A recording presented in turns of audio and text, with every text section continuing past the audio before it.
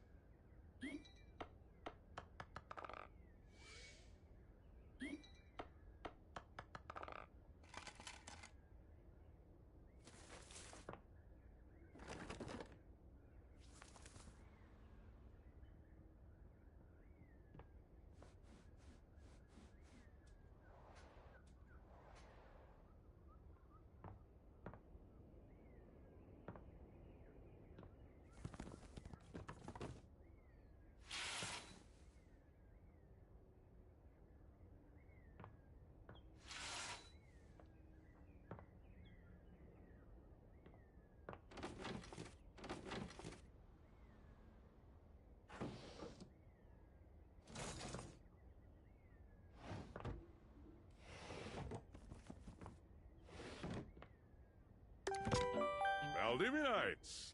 Happy Tuesday from your favorite Chief Executive Officer, David Most.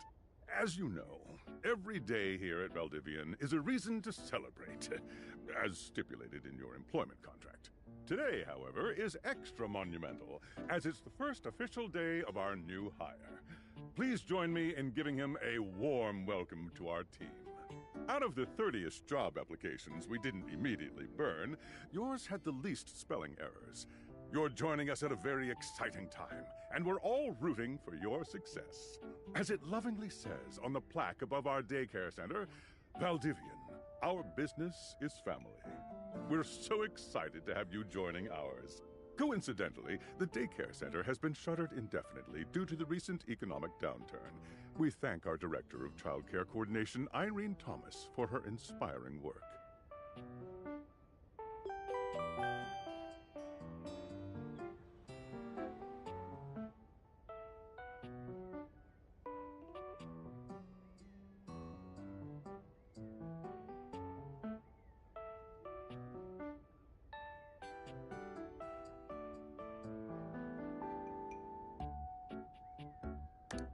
Hi there.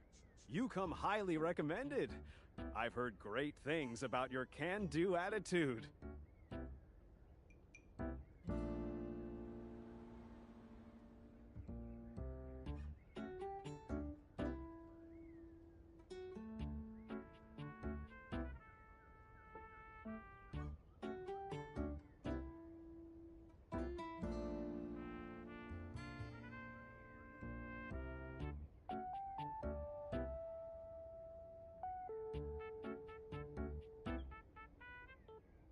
Oh, I can tell.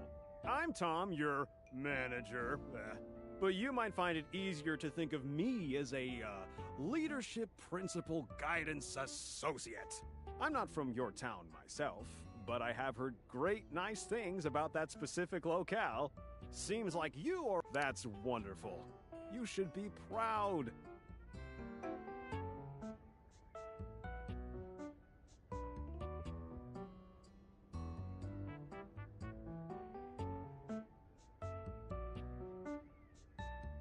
Customers deserve success, and in a strategic way. What could be better? Okay, champ. I'll let you get to it.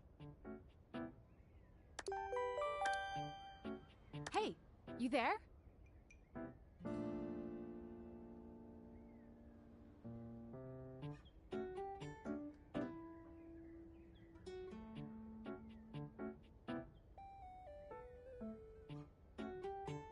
Wow. Already forgotten your BFF who got you the job. Just keep that customer service robot voice on at all times, and no matter how mad you get, never give it back to them. And remember, I might have set you up for this job, but you got it because you deserve it. You literally have a degree in customer service.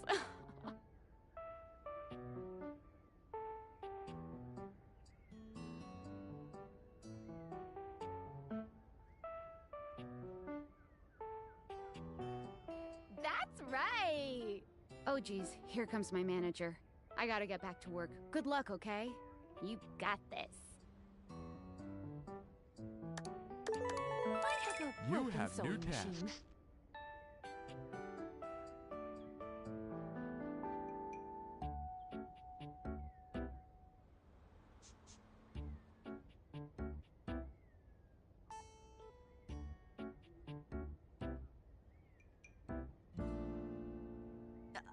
What? No? Can you help me with this? Please help me with my problem.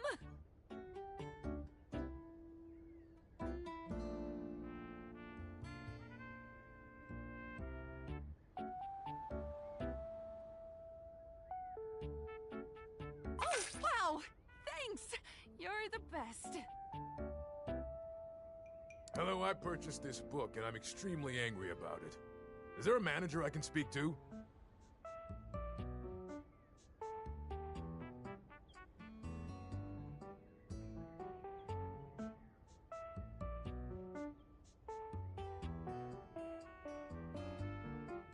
Absolutely not! Not while I fume so!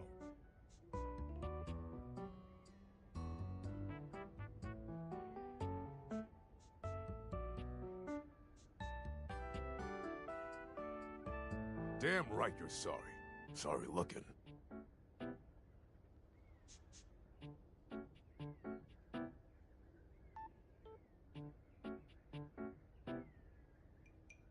This book purports to give you the secret to success in 8 easy methods. Mr. Cobram is a liar and a fraud. I've tried all his methods and I have not succeeded. How dare he peddle a book of such ill repute? I need to lodge a formal complaint with Mr. Cobram and his ilk.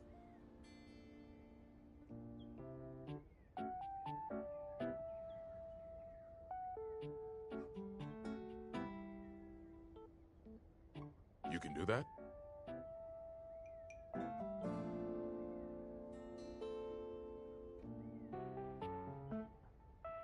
Gracious.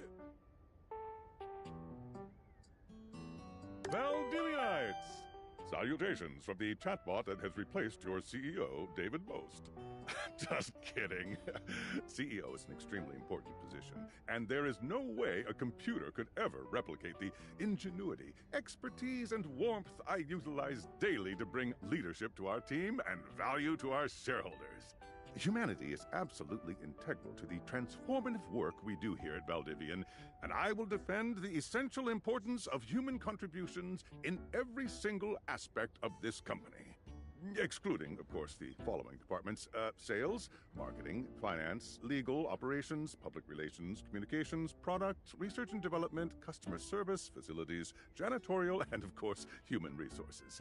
If your department has been affected, however, do not fear. Your new Val 9000 AI assistant isn't here to replace you. It's merely a useful tool to help you determine if your job is obsolete. Speaking of, please join me in bidding a fond Valdivian farewell to Glenn Bernard and the amazing artificial intelligence team that built the Val 9000. While the Val 9000 has unfortunately determined your incredible skills would be better utilized elsewhere, your contributions to our shareholders won't soon be forgotten. I ordered this couch, but it popped in on my kitchen is all wet and covered with wet stuff.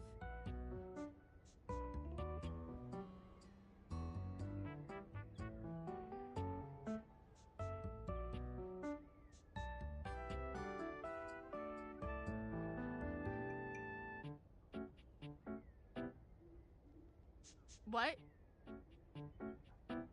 I didn't buy it. My mom did? She has inflatable all sorts of things.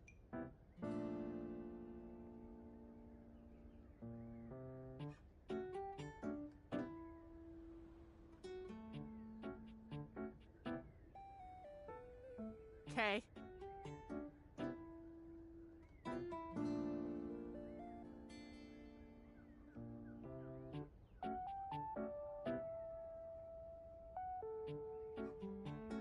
Sure. I blew it up and sat on it, and then it popped.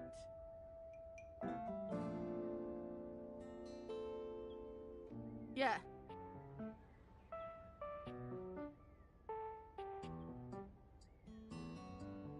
Oh, yeah. That's the best place for watching TV while fixing my knife. Why don't they ever tell you this?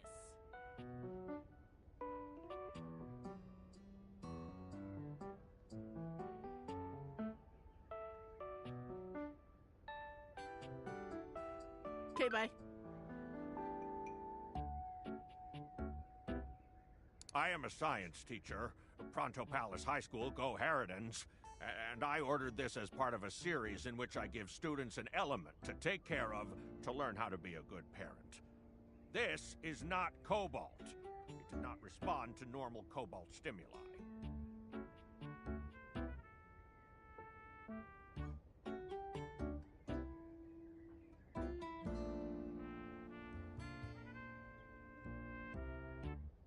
Meeting? Ah. Hello, my name is Emmanuel, and I have counted precisely 480 paper clips in this box. I would like a refund promptly. Thank you.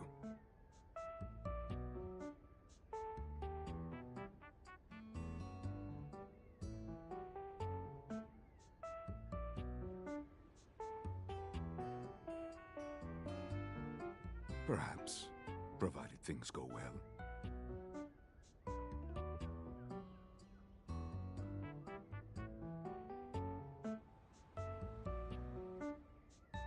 Yes, every single one.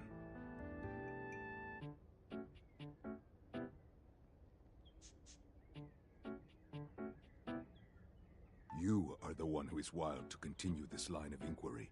Your company is the one who is wild to continue blatantly selling incorrectly labeled goods. Refund.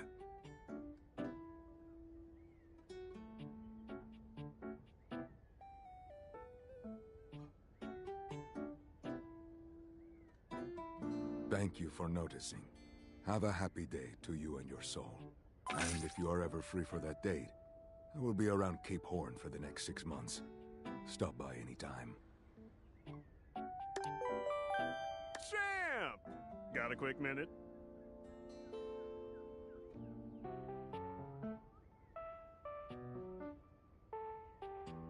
Oh, knew you were always good for a quick minute. The thing is, Valdivian has done some really intensive research. And it looks like Val 9000, the latest iterative AI tech, is going to be taking over your job for the foreseeable future.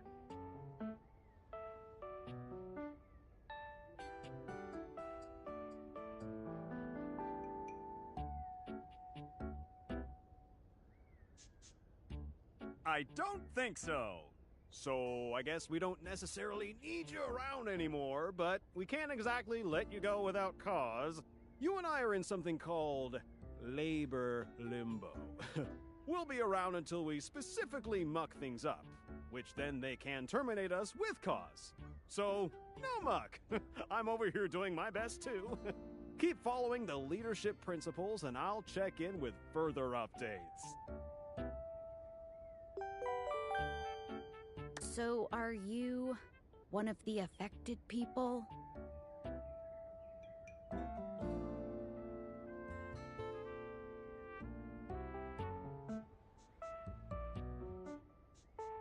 I mean, I knew this was coming soon, but didn't expect it today. Sorry for getting you this job and then getting you fired.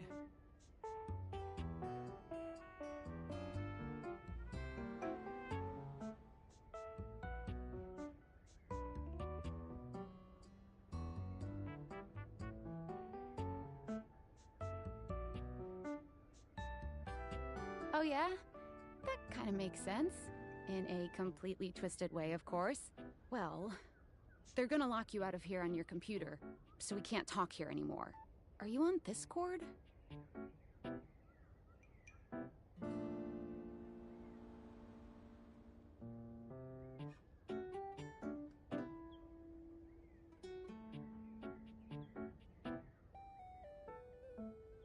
It's a messaging app. We should talk there more. Who knows who's listening to us here? Talk to you later.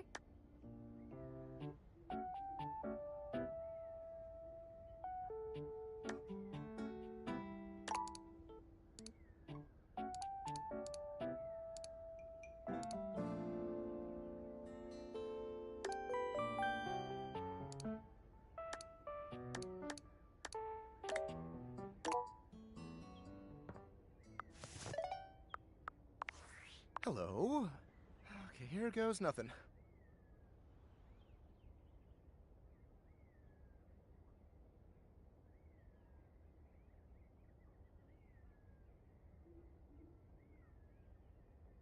No need to fear. Hi. I'm just an anonymous hacker sending you a package. Any second now, you will receive a delivery via drone to your front door. Tell absolutely no one it is in your possession. I will return with further instructions when the time is right.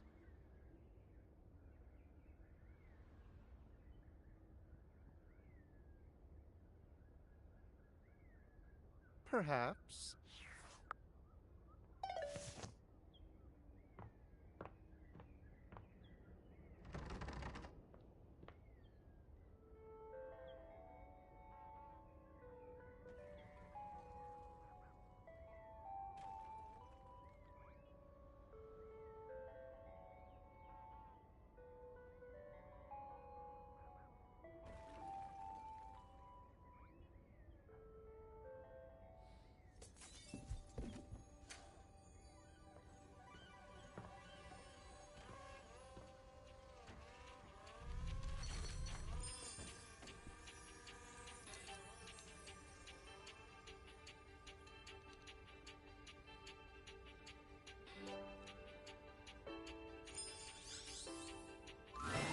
You're not quite sure how it happened, but there's a smiling, pink-haired stranger standing just a few feet away from you.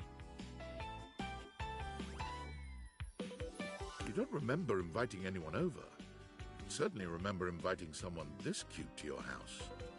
Hey there! Your life is about to change. Hope you're ready.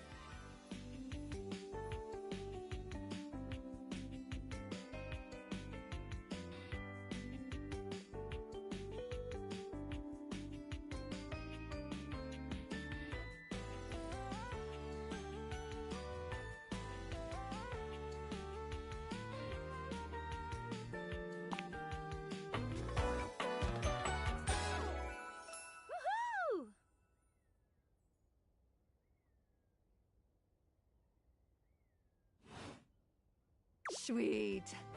So, we are going to awaken our first dateable object.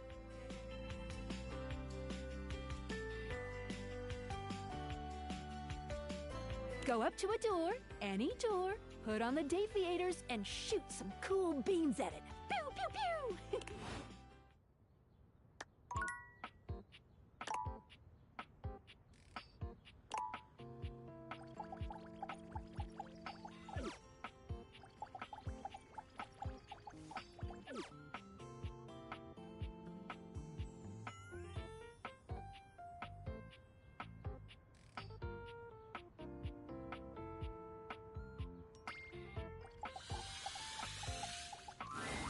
You're still standing in your house, but the unbelievable amount of bouncer energy radiating from the tall stranger who's just appeared in front of you would have you believe you're standing outside of a club.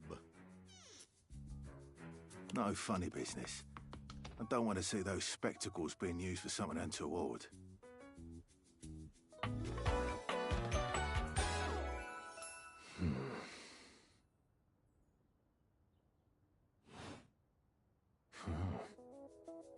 Hey, Dorian. Trust me, this is going to go super well. You sure about that?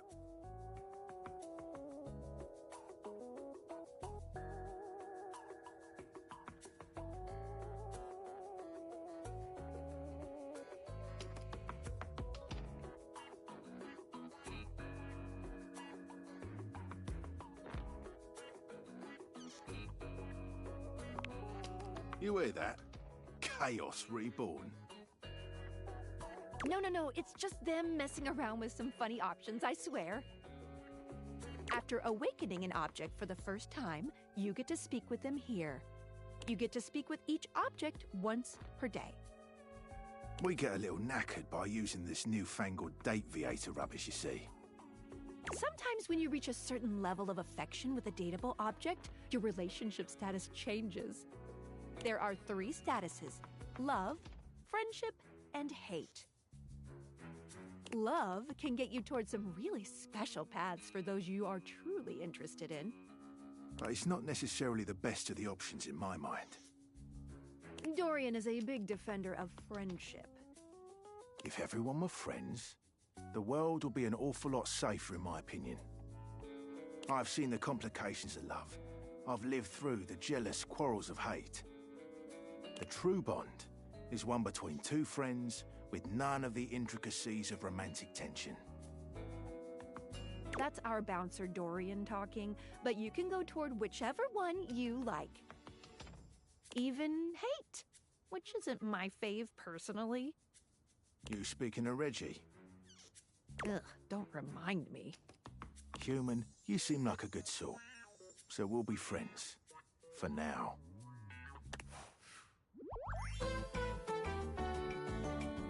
Feels good, yeah? Friends. But friendship As it should gets you be. even more than that. I call it Specs Points.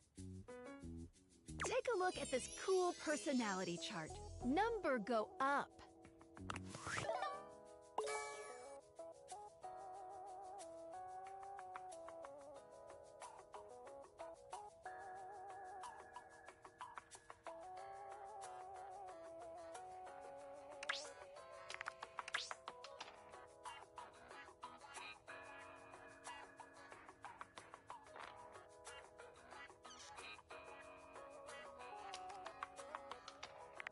Each dateable object has points to give whenever you achieve an official relationship status with them. Get more of them to be able to choose some more advanced options.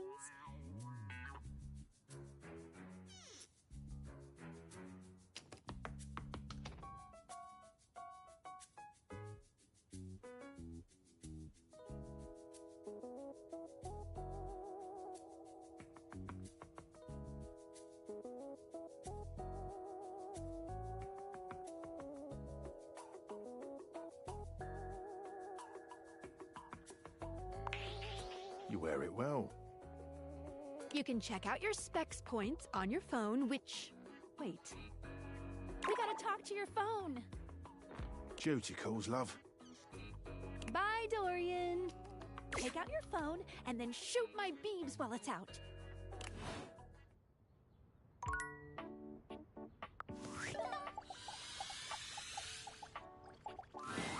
A beautiful stranger with a dazzling smile appears in front of you, shooting you a knowing wink. She turns that megawatt smile your way, and it feels like the sun is shining only on you. Hey there! Ooh, I like it much better up here where I can see your face.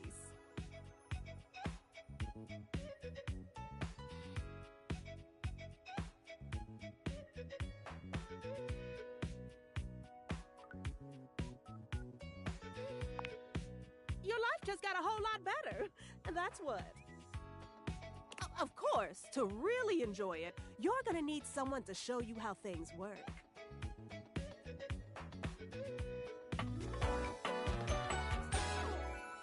Hello! Hey there! Oh, you must be Skylar. Glad we've got the human on board with the latest tech from Valdivian.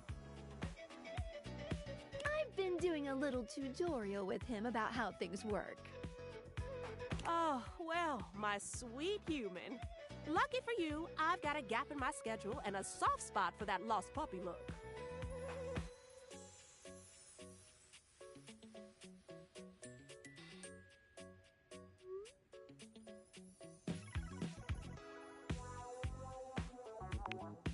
Oh boy, sorry. Yeah, I'm so used to you talking through me and not to me that I should address you with the proper level of respect. Anyway, I installed some apps on your phone that are only accessible when you put on your glasses. Bring out your phone, put on the glasses, and you'll see some new ones. One of them is an app Skylar made called the Data Dex.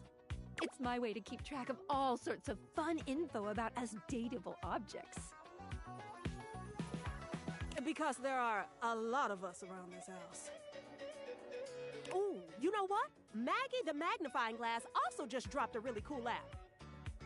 Oh, gotta run! Another call coming in! Bye, Phoenicia!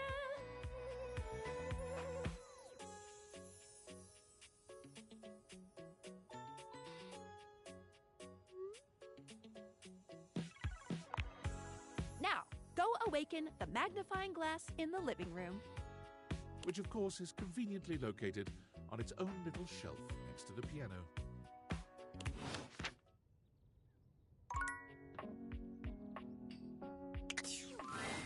The outside world beckons you. Is this the way out of this game entirely? Surely once you leave, everything will end immediately. But perhaps the dialogue will at least be humorous? The choice is yours.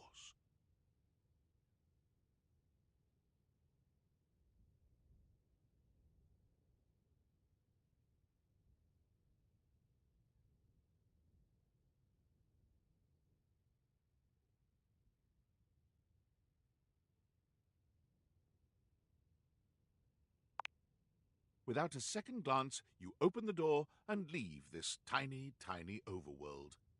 For there is a greater world out there to explore, perhaps in another game. One with a much higher budget.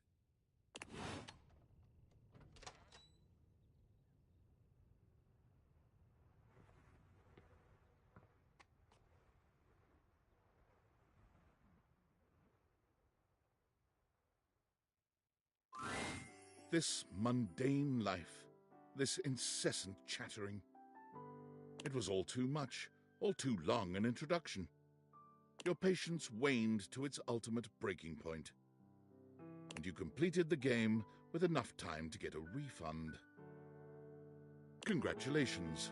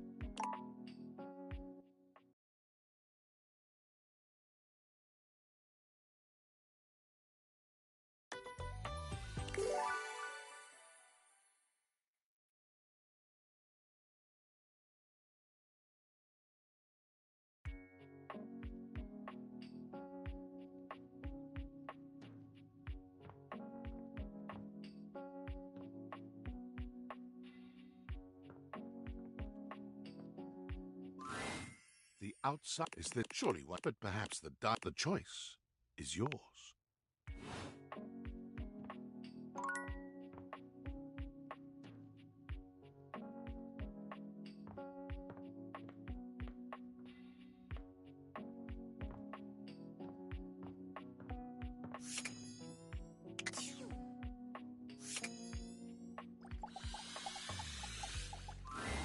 There's a distinct air of mystery to the private eye that stands before you.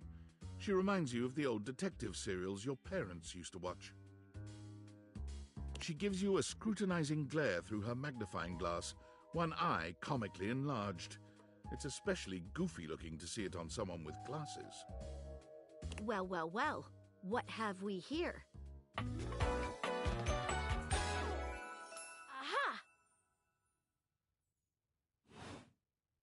I think I've seen a description for someone wearing just such a fantastic red shirt.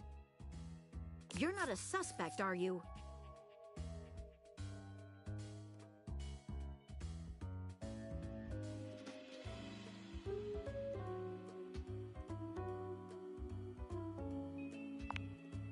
A witness, then.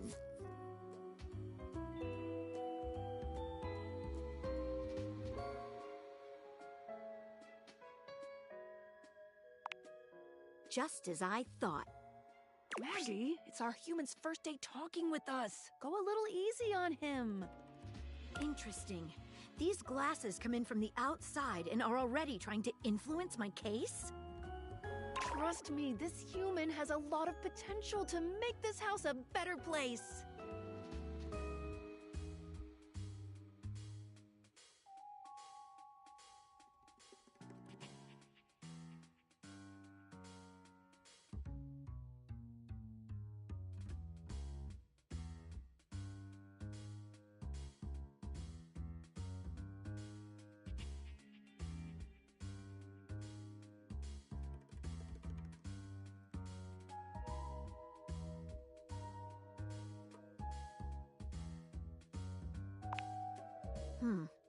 Doubt it.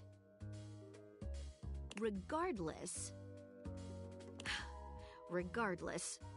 as you are the human, I should give you a way to track down all the suspects yourself to keep you on my side, hopefully. I call this feature Rumors. It's installed on your phone. Ooh, that tickles. Unlike Skylar's Datadex that gives you the lowdown on those you've already met, Rumors tracks clues you've been given to locate all the pesky, hidden objects that are tricky to find. It's good for rounding up suspects, tracking down evidence, and getting a sense of the household scuttlebutt.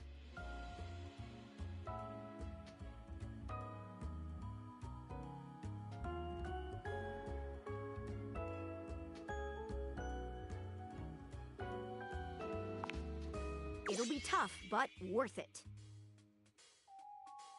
The more you find, the better your specs will be. Take a look at Rumors in your phone. It'll help you find your way to your last dateable for today. Good luck, Gumshoe. It's getting late. Who should be the last one we talk to before I run out of charges? Oh, check out that rumor Maggie gave you if you need ideas. Wink, wink.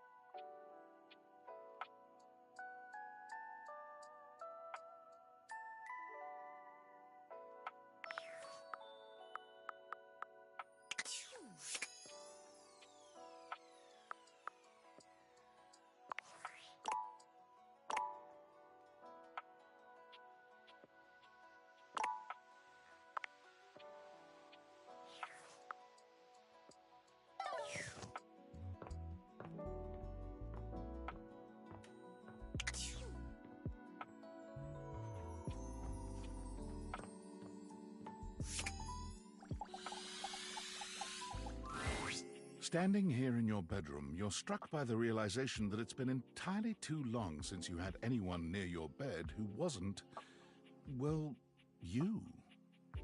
How strange, then, that the beauty standing before you feels so familiar, even though you're certain you've never seen her in your life. She's all curves and comfort, a soft body and softer facial features that seem to invite one closer subconsciously. She's positively enchanting. Hey there, stranger.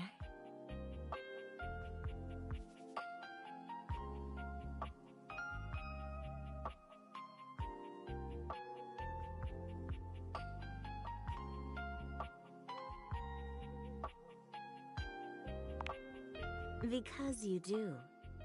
I'm Betty, and I'm your bed.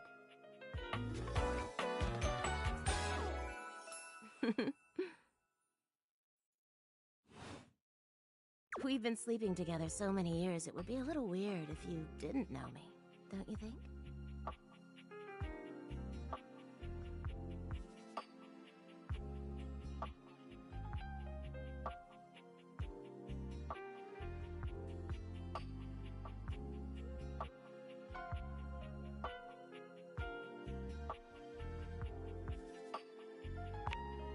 A beautiful bed, anyway. It's a shame for someone as cute as you to be alone for so long, isn't it? Will you be bringing someone back here anytime soon?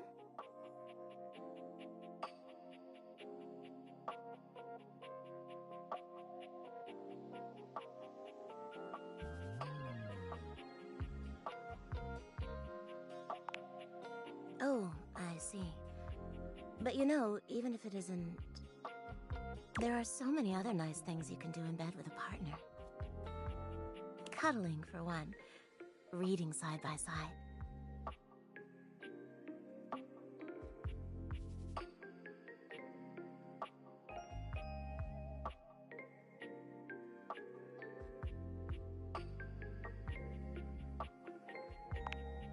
Oh, I see. Noted. Oh, by the way, Skylar told me everything. But don't you worry, I might be here now, but you can still sleep in your bed just like you always do. You can choose to talk to me or not. But I do hope you'll come talk to me. It'd be nice to finally get to know each other.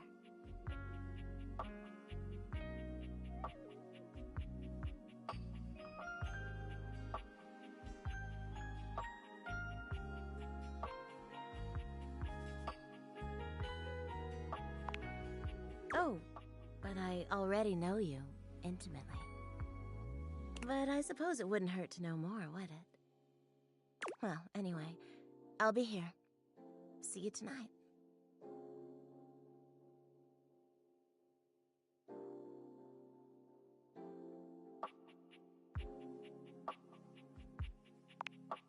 I can't wait.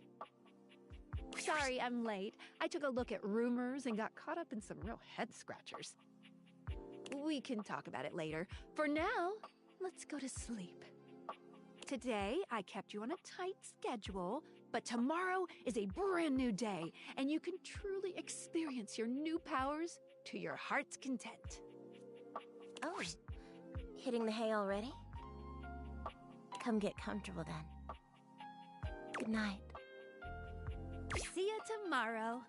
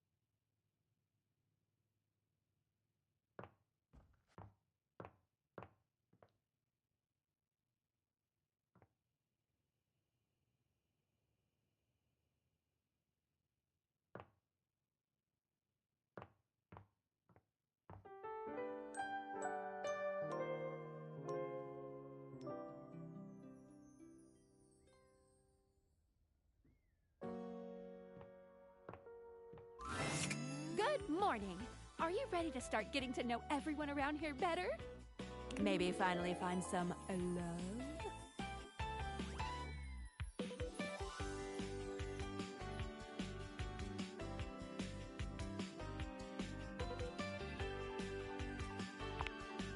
Oh, you certainly can.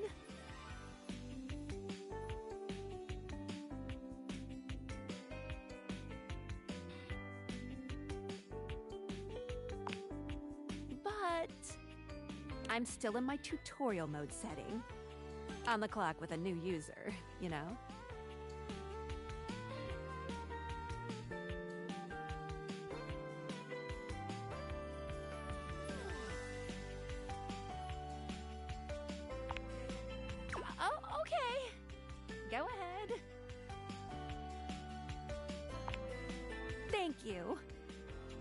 know you. So, if you want to get to know me better, take a look at my app starting tomorrow and we'll see. Champ. Any other questions?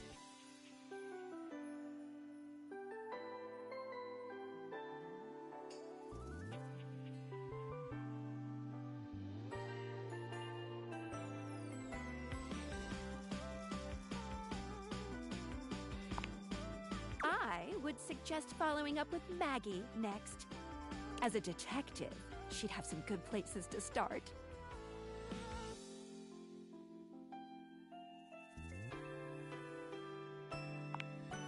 But really, there's no going wrong here. Talk to anyone you want, in any order you want. You're basically in a big, huge sandbox open for you to play in. Except instead of sand, it's your house. And instead of a box, it's also your house. Any other questions?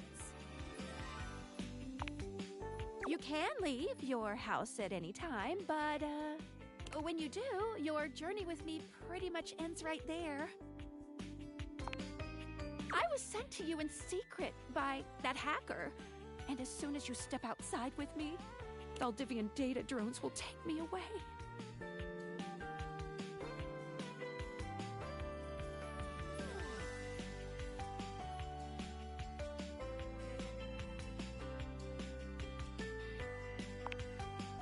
A terrifying thought. Anyway, I wouldn't recommend leaving your house now. Your adventure has only just begun. Any other questions? Glad you asked. I was sent to you for a reason. A, well, mysterious reason.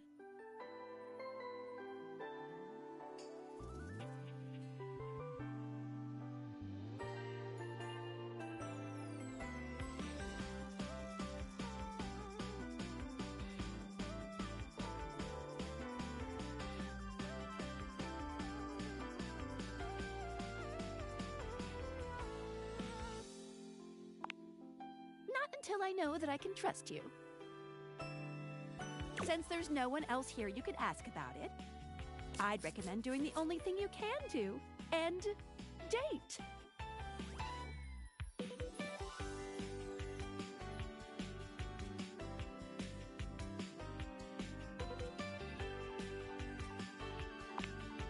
Any other questions? That might be it for this little Date Viators tutorial. But I think we're gonna see a whole lot more than we ever imagined pretty soon.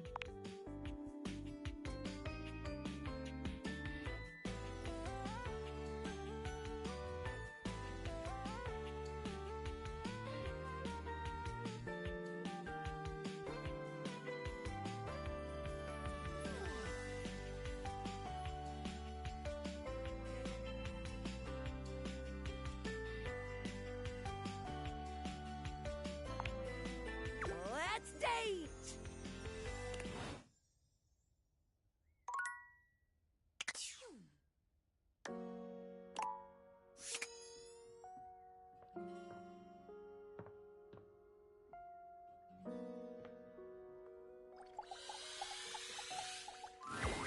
Hey there.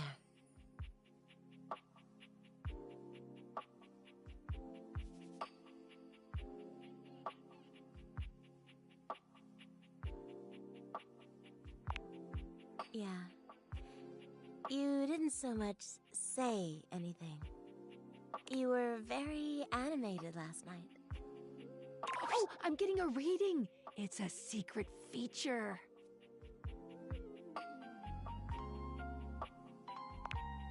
It's called Content Aware. It goes off whenever I have the feeling that something a little off-kilter might happen. It gives you the chance to see if this dateable might be someone you might want to skip due to content concerns.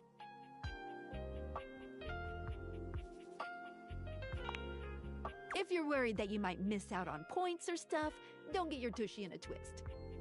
I'll take care of the dirty work for you. No penalties incurred, I swear. Pinkies! If you're interested, you can turn it on now. You can also turn it on or off anytime I see ya.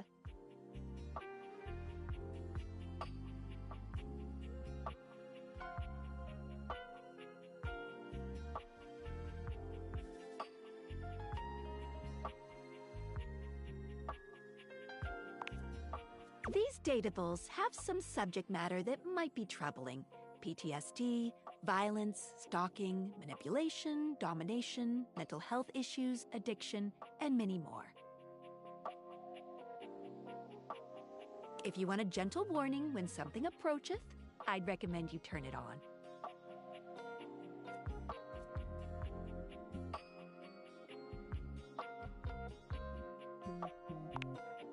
Okay, back to it. You seemed quite happy about something. I wonder what sort of dream you were having.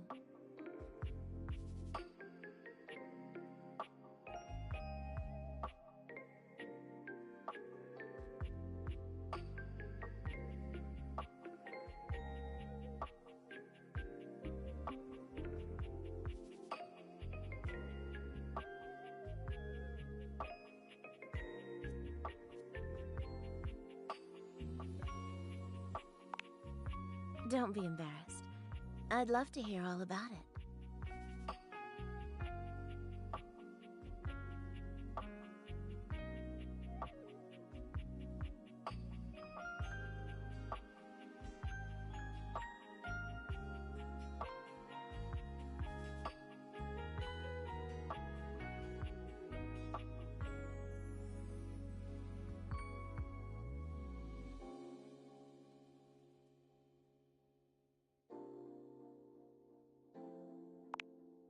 Oh, I'm not sure I know that one.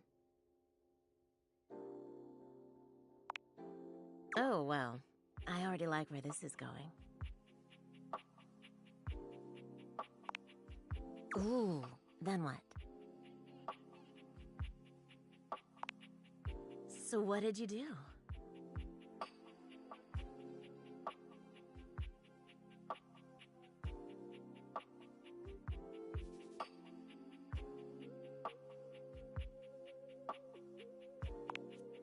Oh, yes. Yes. Good for you. You're lucky to have such fun and sexy dreams. I can't say I've been so blessed.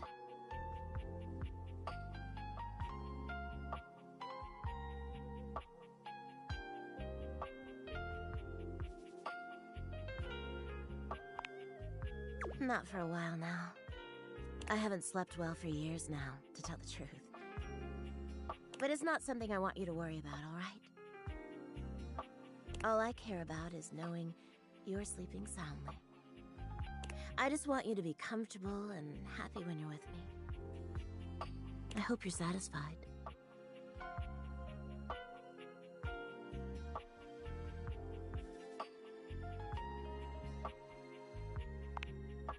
I'm so happy to hear that. I could talk to you for hours, but I'm sure I've taken up enough of your time. Well, here's to pleasant dreams for both of us tonight.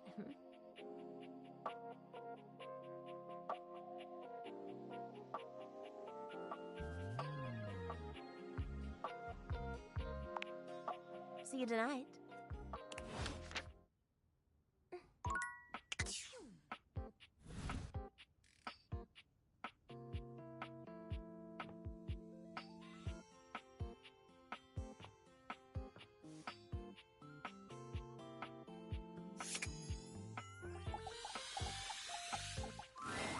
It's not all that surprising that your towels would have a look that one can only describe as fresh out of the shower. The fluffy terry cloth clothing and glistening skin are expected. What you did not expect to see, however, was a six-pack you could do your laundry on. Wait, hold still. He holds his hands out in front of him, stopping you in your tracks.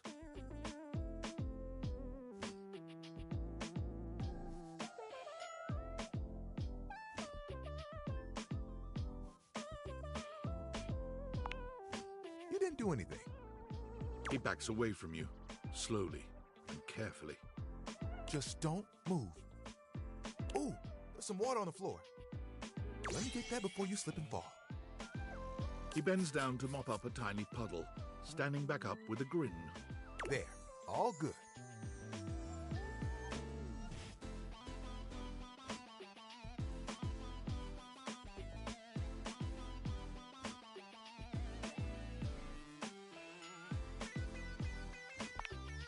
It's my pleasure.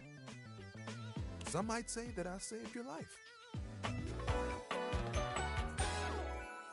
Hey, hey! Did you see that dude?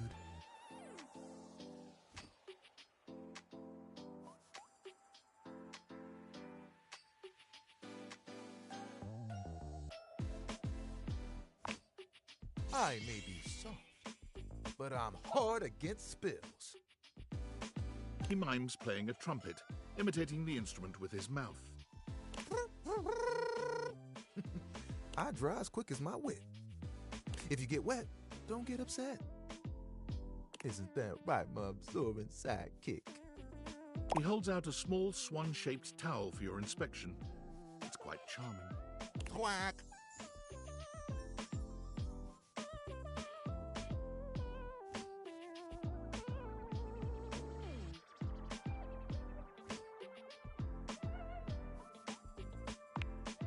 Kinda? This is Little Buddy. He's pretty cool. I can fold him into anything I want. Today, a swan. Tomorrow, who knows what the fabric of the universe will weave? I mean, I only know how to fold like two others. But still, it keeps me busy between cleaning spills and warming up your body.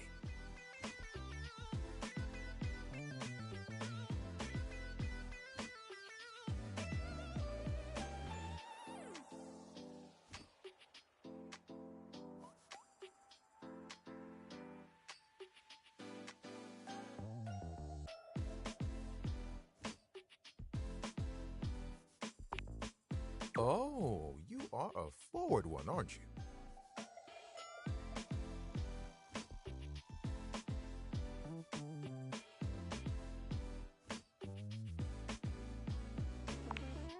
So are folding skills, I've been told.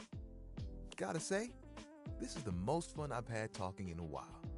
I keep myself pretty busy with my job.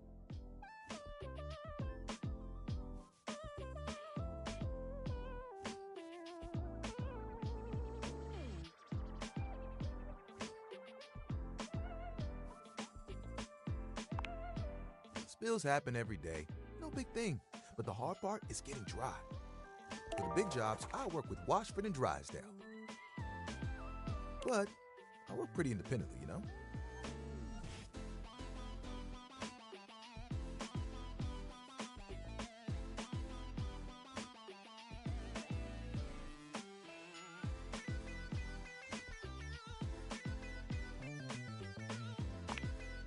I'm here regardless. I'm pretty dependable. It takes someone of strong woven integrity to be as reliable as me, you know?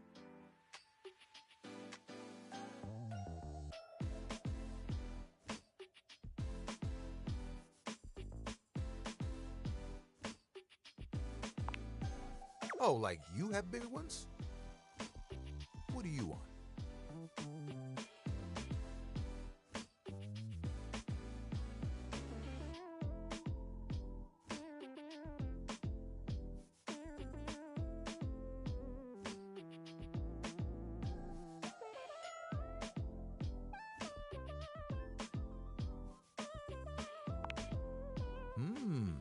Sounds impossibly ambitious. There are things I want to do, but my job is important, you know? Those spills ain't gonna unspill themselves. And I won't be spilling things to you until I get to know you better.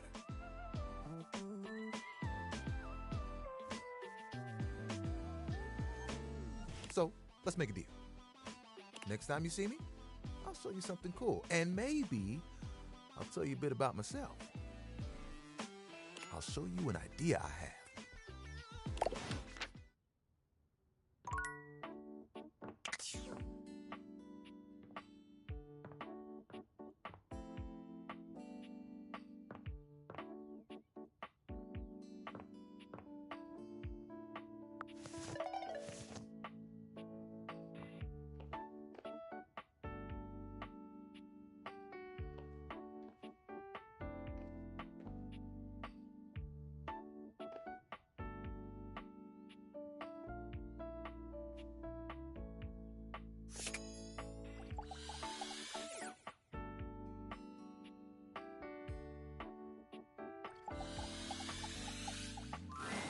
A very, very yellow punk dressed in studded leather glares at you.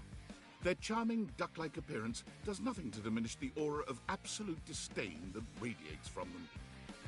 Who the duck are you?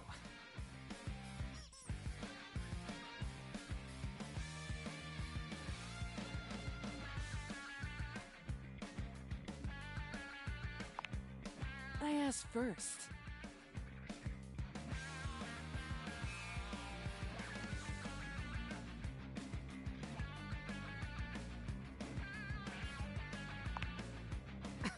The bathroom?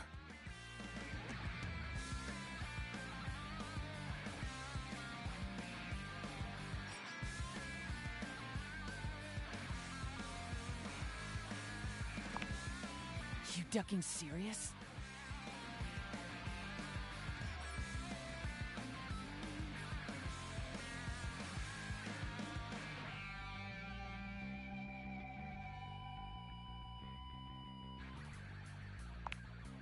I only ever see you sitting and scrolling or standing with a dead blank expression on your ugly mug. Boring. And ducking disrespectful of yours truly, don't you think? Now get out, ducking poser.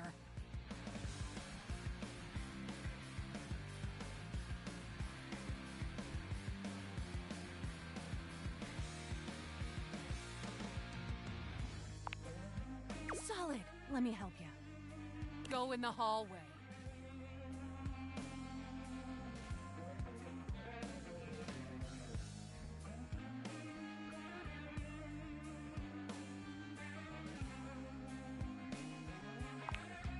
Dock me. You know what you're like? A vanilla spice latte. Hold the duck in spice. Live a little.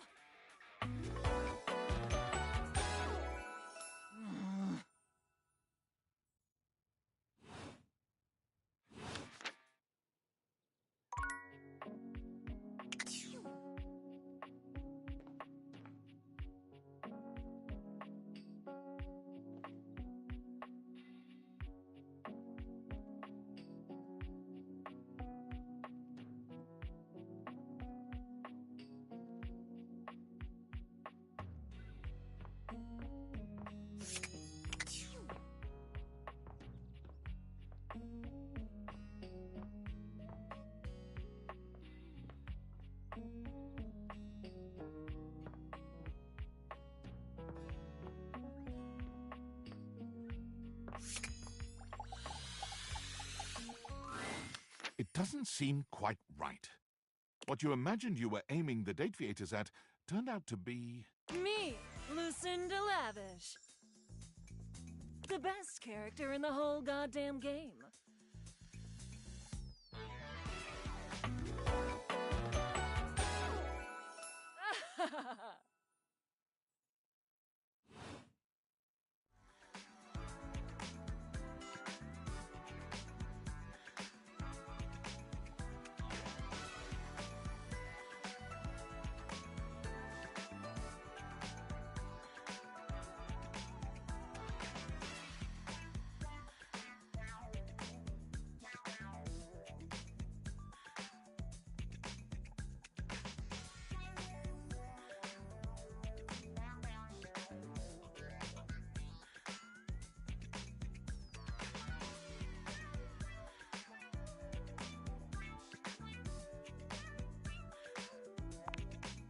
Damn straight.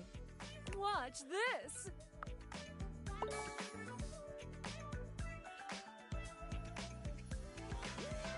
I can just do that. Make you more charming.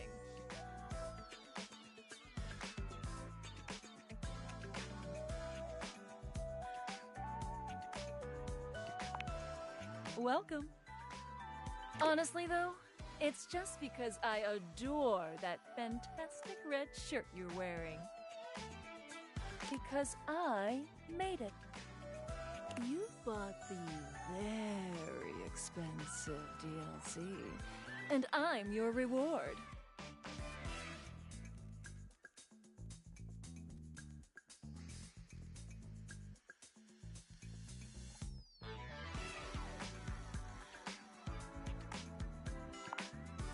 Your sacrifice to the endless money pit that is this game is not going unnoticed.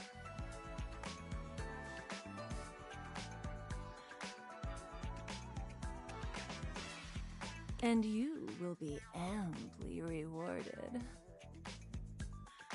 Lucinda mashes together her ample bosom.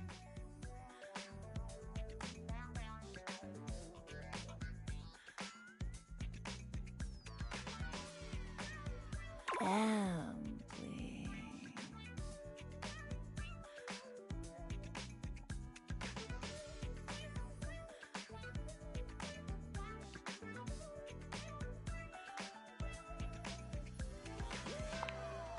You want to give my Bazumis a scream?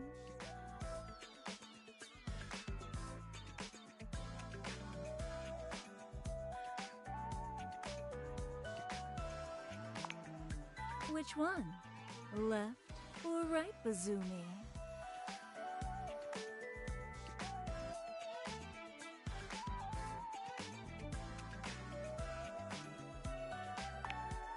You give both her Bazumis a squeeze. They feel tender and firm. Exactly what you had hoped. Greedy! There's almost nothing to save for later. Thank you for giving me your attention. But a lavish lady has to always leave her little lover wanting. I'll see you around, lover.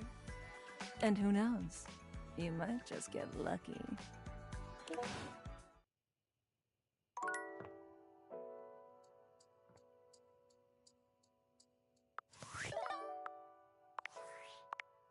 Hey!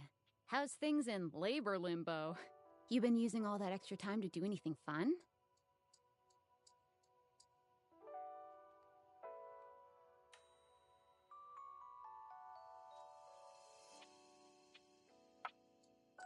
Thank God I could use a little gossip.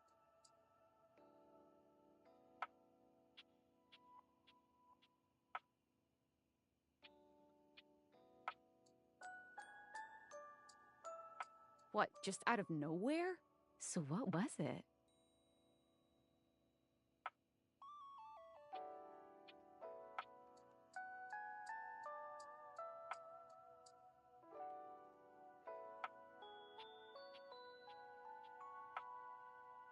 Like what?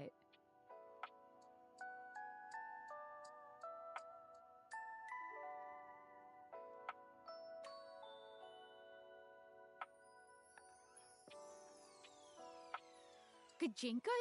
Human versions of non-human shit? I know you've been watching too much anime. What do you mean?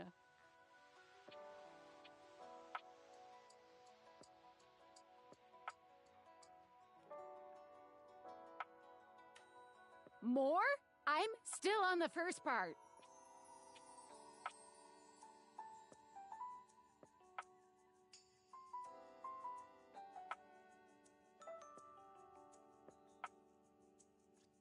You understand how insane you sound right now, right? Like, if you were literally anyone else, I'd be like, oh, this person thinks I'm stupid. You're serious? You're not fucking with me?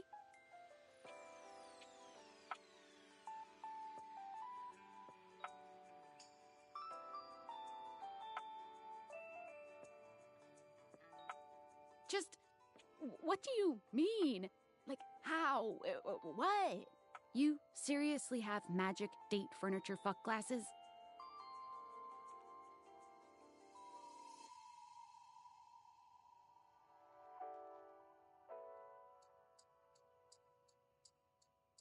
Date theaters? This is too much. I'm not equipped to process this today. I'm logging off. Goodbye.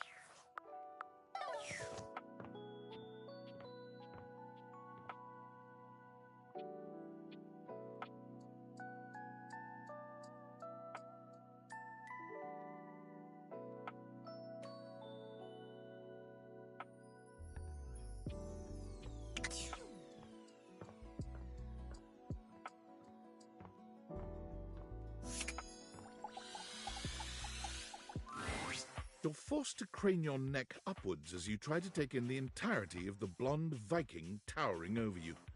He stares down at you, cutting a truly intimidating figure.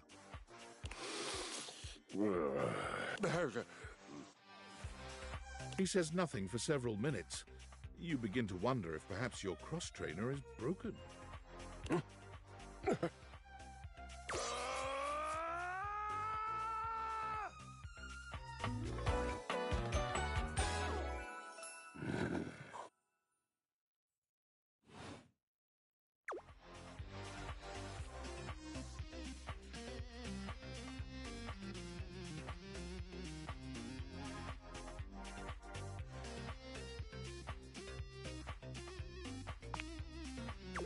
Indeed I am. Big, brazen, and bodacious.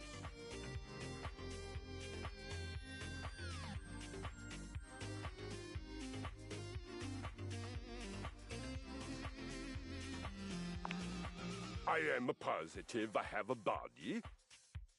And I am positive that everything about my body is positive. Godlike, truly. Yes! Body positivity. I understand. I am a genius. Of course I do. To do otherwise would be illogical. Are you accusing me of being illogical?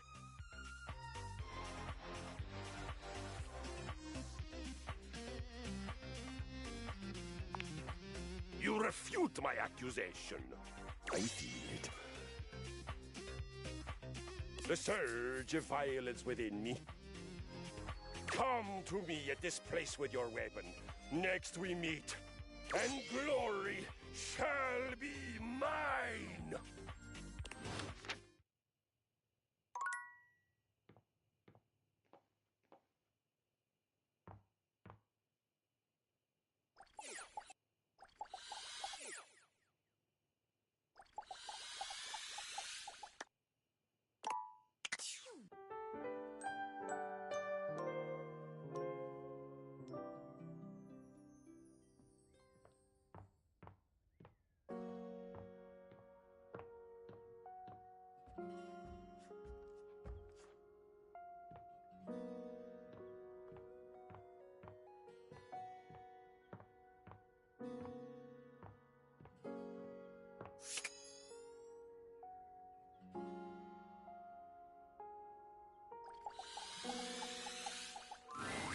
For a moment, you wonder if your Dateviators are malfunctioning.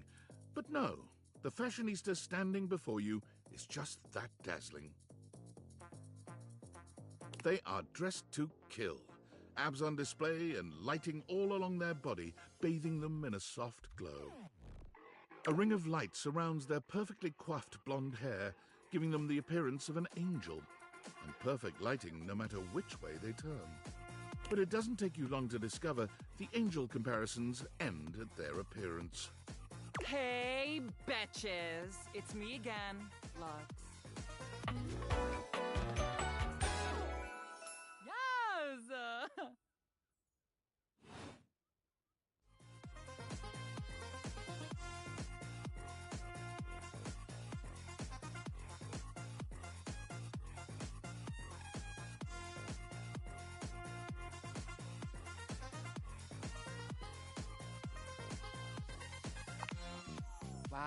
Wow. Seriously? Keep it down, okay? Can you not see that I am alive?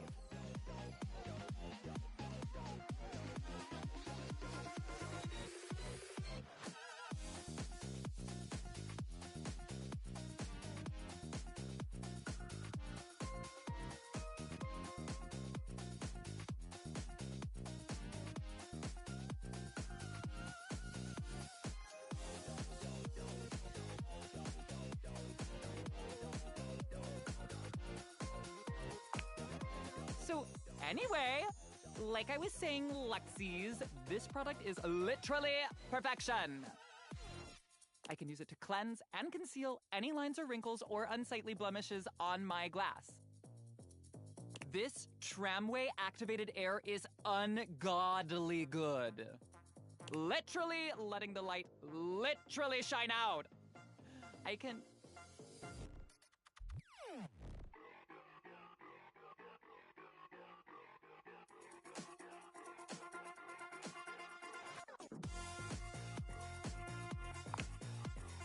Like I was saying, I can literally let the light shine on everything around me, honey, and be the brightest example of positivity, peace, love, and joy.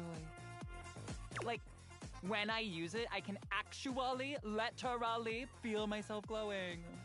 Thank you, shameless plug. Okay, that's enough, plug. GTFO. Okay, betches and bros. Stay golden, stay glowing, stay light and bright, and I'll see you next time.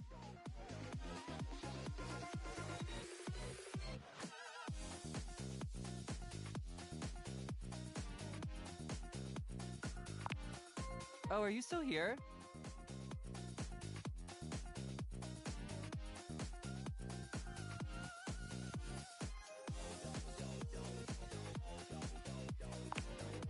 Honesty is part of my brand. Unlike most, I call it like I see it. And that is why I am calling you jealous and a hater.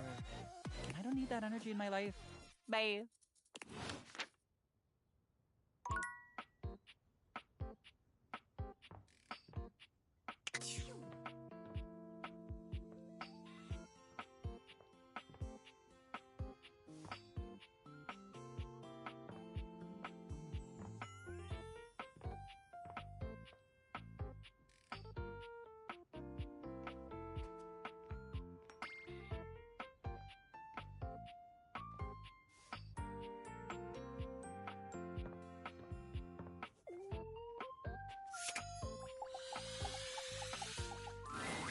A charming barista grinds coffee in your kitchen, working so busily she doesn't even seem to notice you. You stand there for a good few minutes before she spies you, startled out of her intense focus. Oh, hi there. Welcome to Roofbox, the home of all your coffee needs. I'm Kirby, happy to help. G'day.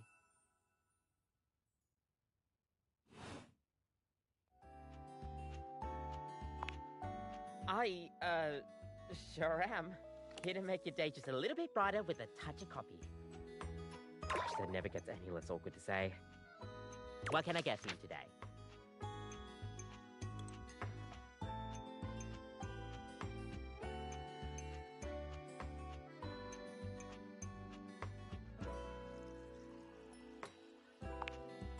Sure thing. One latte coming right up. Kopi gets to work, grinding and pouring and mixing with an impressive speed. And voila! One latte just for you. Hope you like it. Is there anything you'd like to know about the latte?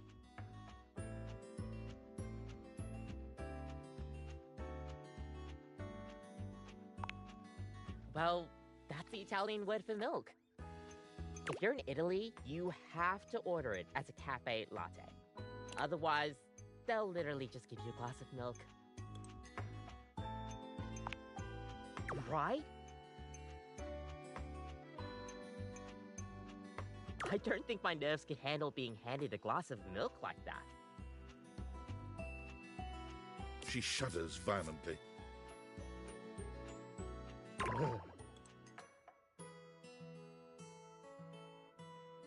We'll see you next time.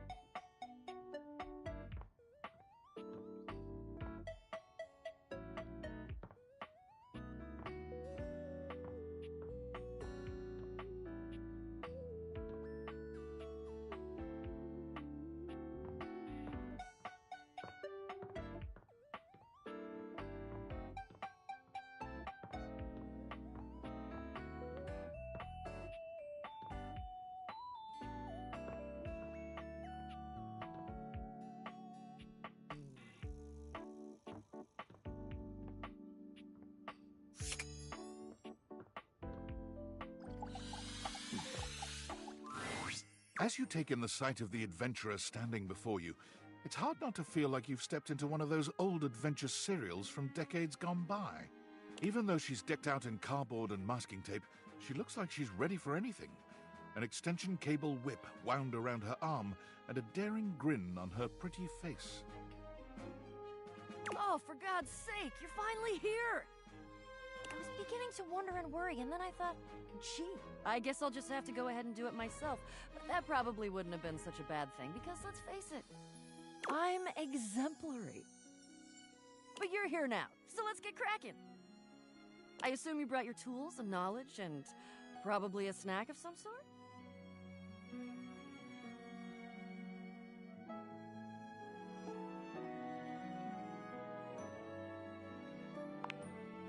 Popcorn! Brilliant!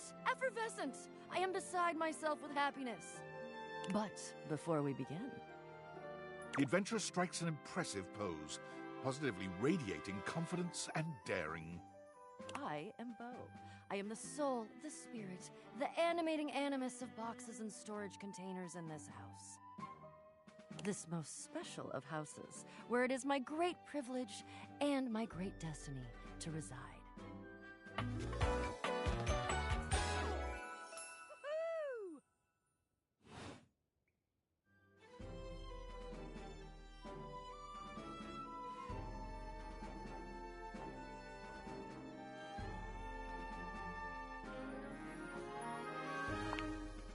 The most special house in the history of houses. You might be able to tell from looking at me, but I am an explorer, an adventurer, a rake, a rogue, a bounder without any of the really unfortunate moral overtones that those words have accumulated over the years. Think fun-loving without the using others for my own gain part?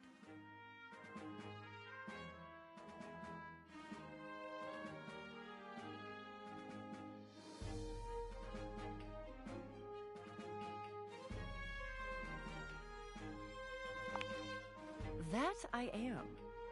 I would ask who you are, but goodness, there hardly seems to be a point. You must be, I mean, you couldn't be any other than, right?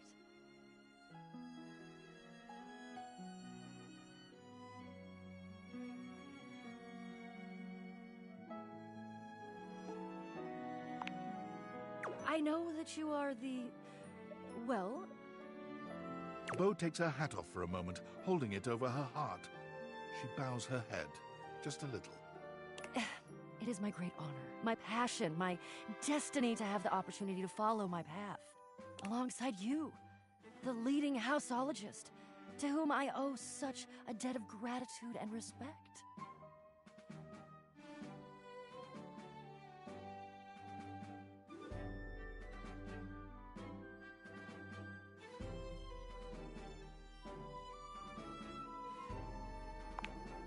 Houseologist, the leading authority in this, or any province on this house, its history, its mysteries, its great secrets. You are the resident, after all, aren't you?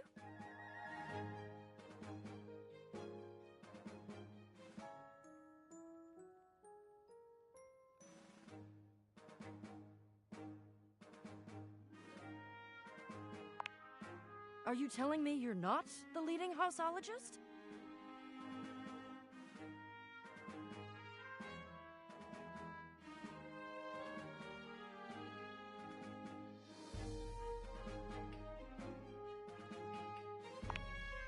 Oh dear.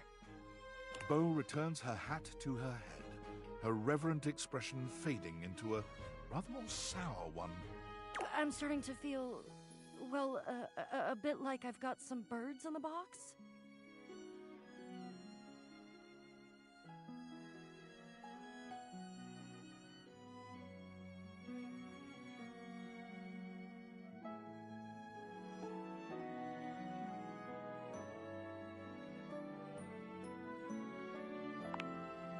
Fluttering in the stomach, birds trapped, slightly nauseated because the damn birds keep trying to tip me over. But you... I may have already said too much. I'm currently putting on a facade of being hale and hearty, in case you missed it. All is well. Leave. Go away. Get out of here, you scamp, and maybe come back and we can maybe talk about some stuff, and maybe a quest will make its way in there somehow. But no promises. Okay. See ya.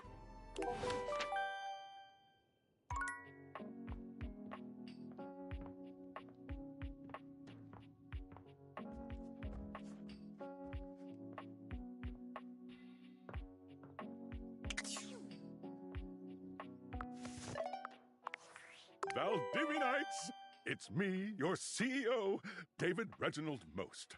I'm writing to you from the awe-inspiring beige pavilion at the historic Cottonwood Hotel just moments after stepping off the stage at the Valdefest keynote. Let me tell you, the room felt positively electric. And not just because of the incredibly dangerous grounding issues we discovered in the speaker system. No, tonight, our consumers, employees, and shareholders were absolutely buzzing at the launch of Valdivian's newest initiative. Bigger than the self-driving stroller. More revolutionary than Peninsula.com. Tonight, we unveiled to the world our strategic partnership with the U.S. government's Department of Overseas Violence. While the specifics of this groundbreaking collaboration remain on a need-to-know basis, I'm looking at you, Erwin, in product development. We are confident this partnership between the world's most exciting corporation and the most deadly military on Earth will absolutely thrill, inspire, and delight Valdivian superfans the world over. For everyone who helped produce or even just attended this year's keynote, please find me at the after-party so I can thank you personally. I'll be parked all night next to the Virgin Mojito Bar between the fax machine and the crawfish buffet. Semper Fi!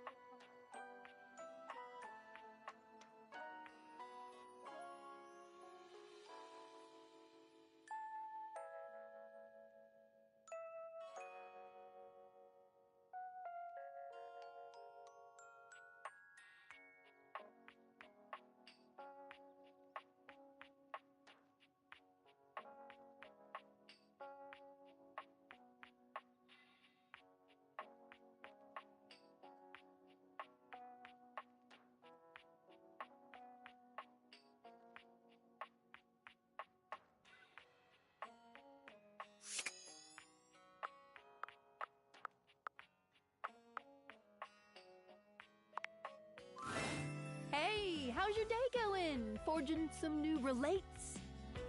That's short for relationships. I think about this stuff a lot.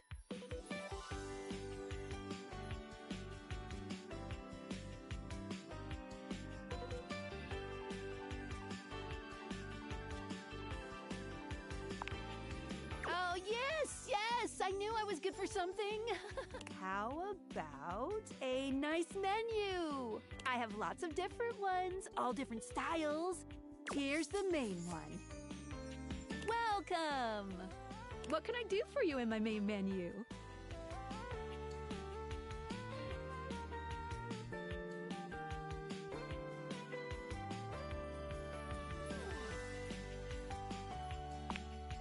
Oh, let's.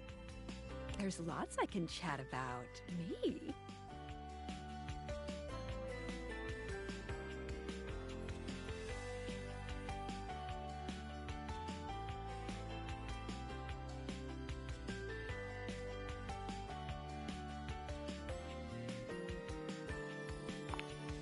Relationships? My favorite subject. What do you want to know?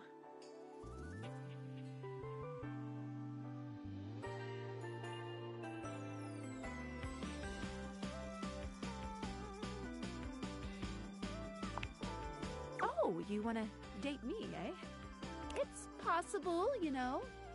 You just have to, ask me about myself.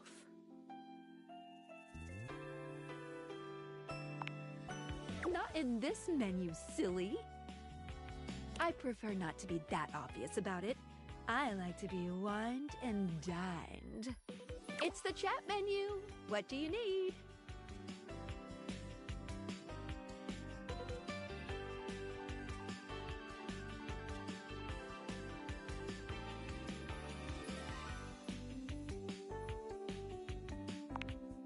Oh, my favorite subject.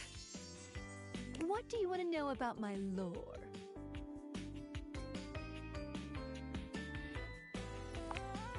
Vibrations.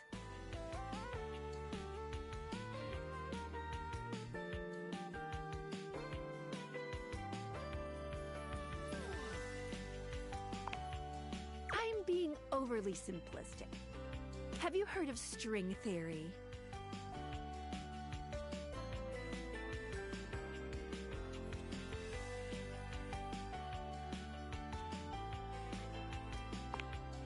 No, it's too small a constituent part.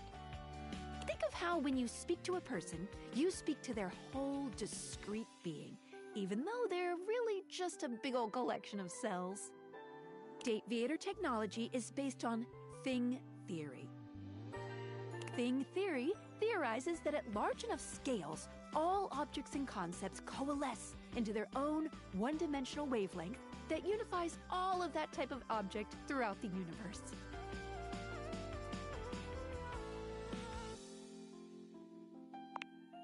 Any object that makes up any specific wavelength is connected to all other objects on that wavelength, which by virtue of being complex enough then forms a Gestalt consciousness.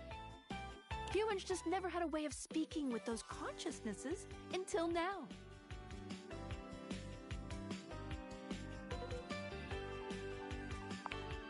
When the whole becomes more than the sum of its parts. With objects, it happens as a plank of wood slowly becomes a toy boat. The wood didn't change, but its status did. And once it's more toy boat than plank of wood, it changes its wavelength. Its thingness is vibrating differently enough to find a new signal or spin. Once the object or idea becomes large enough to have its own state, it breaks off the wavelength and forms a new one. That's why tables are different than chairs, even though they might be both made from wood. Their thingness is vibrating differently enough to find a new signal or spin. I like to call the wavelengths animus, but you can use any term, really. This is how we can directly acknowledge these things' existences. Dateviators vibrate along each of these anima. That's why, when we awaken something, it wiggles a little. What did you think about that?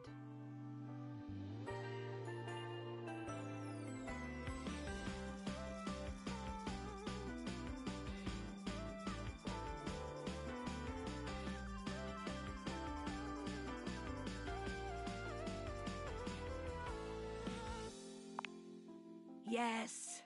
Listen, I'm glad you asked me about this. You see, my inner workings are based on some very specific tech that was created by one of Valdivian's founders. I'm gonna show you my insides. You ready?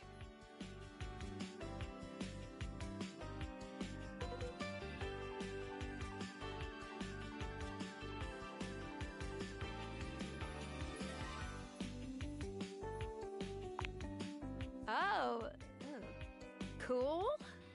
Skylar points to her own Dateviators and invites you to look closely. You see there is a small space just between the lens and the earpiece. This is my suspension. It keeps these Dateviators running. It's not doing great.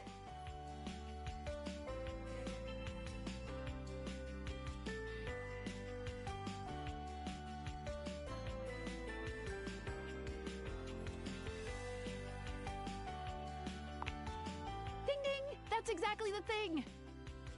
It's a very special type of suspension.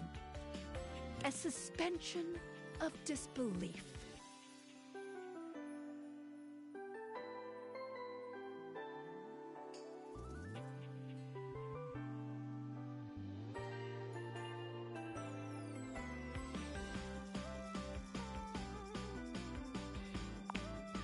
Basically, it works super hard to make everything in this little love experiment work. But it's strained, really strained, with all these wild things going on around here. Talking to objects.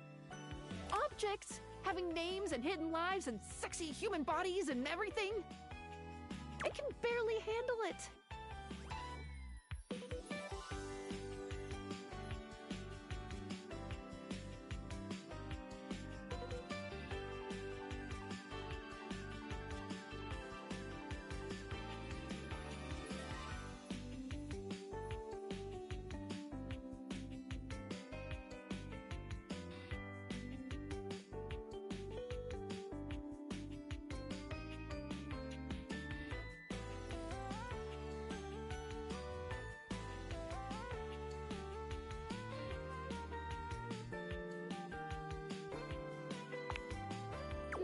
No, I really don't want to admit that.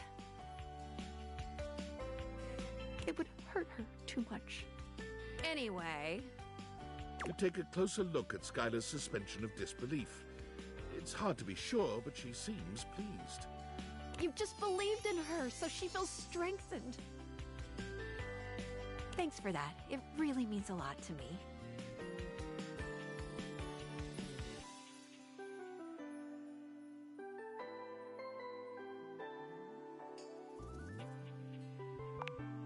Skylar smiles warmly and lets you go.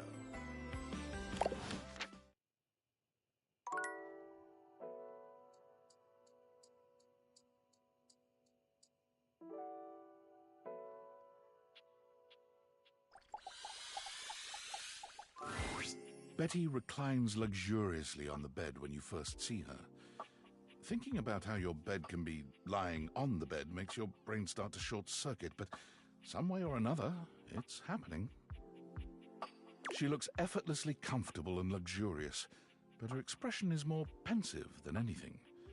She smiles when she sees you, sitting up and patting the blanket next to her. I was just thinking about you. Were your ears ringing?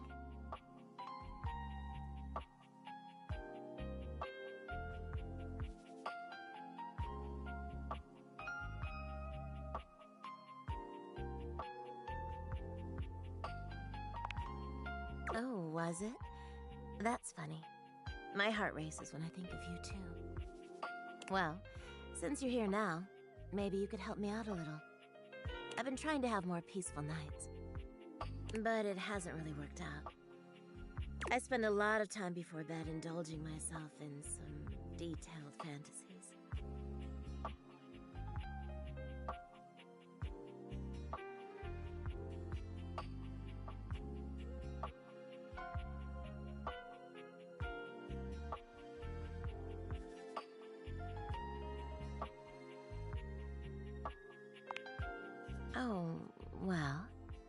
have this crush who doesn't seem to notice me. Sometimes we're so close I could just reach out and kiss them, but nothing ever happens. So, in this fantasy, I tell myself I'm finally going to get their attention. I do all kinds of things. Maybe one night I touch myself and call their name when they're next to me.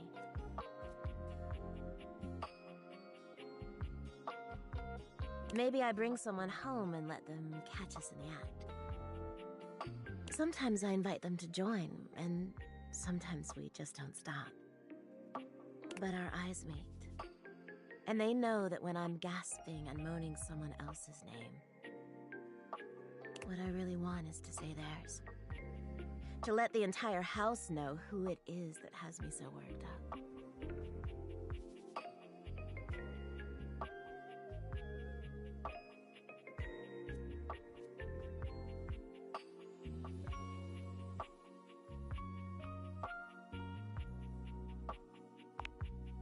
You are so sweet.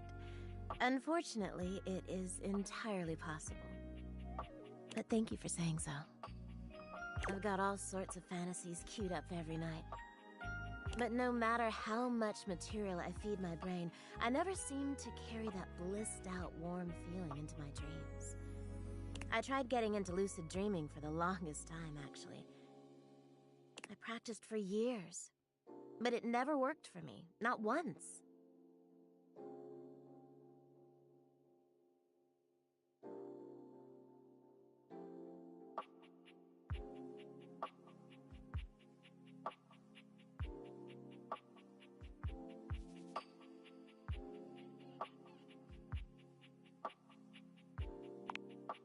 Really?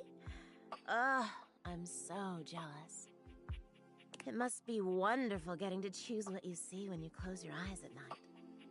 But there's no point in dwelling on it. It's just not in the cards for me. Well, my lucid dreaming attempts are long behind me now. I do wish I could get a little peace at night, that's all.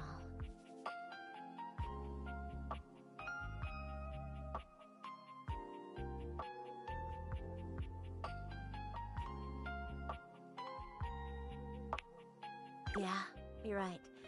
I just need to keep trying. Well, what can you do, Maybe I'll take up meditation. See you tonight, then?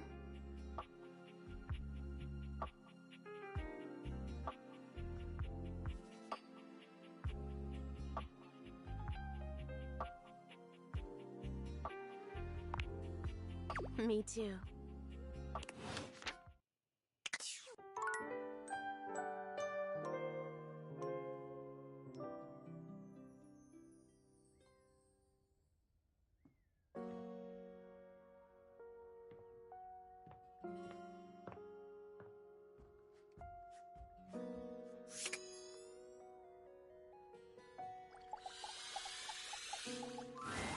A distinguished beauty greets you with an elegant wave.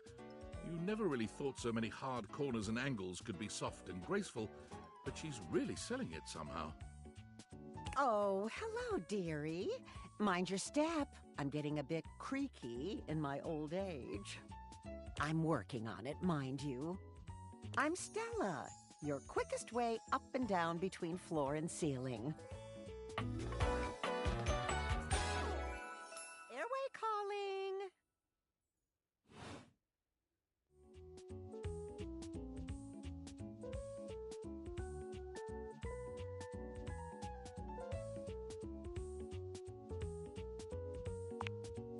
Well, aren't you a sweet summer thing? I appreciate the sentiment.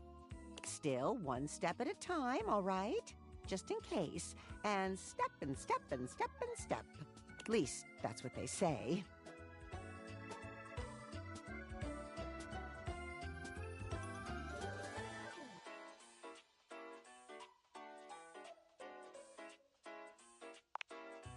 That's the way. Step on through.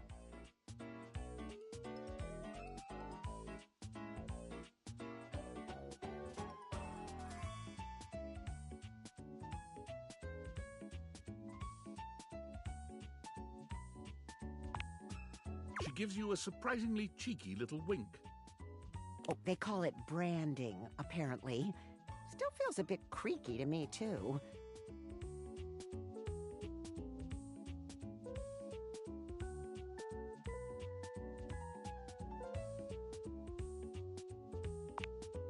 Self-sufficiency. You see? Well... Stella looks everywhere but at you, trying and failing to find the words. Eventually she sighs, plucking up the courage from somewhere within her. Truth be told, I'm starting a business. She gives you a nervous but sweet smile.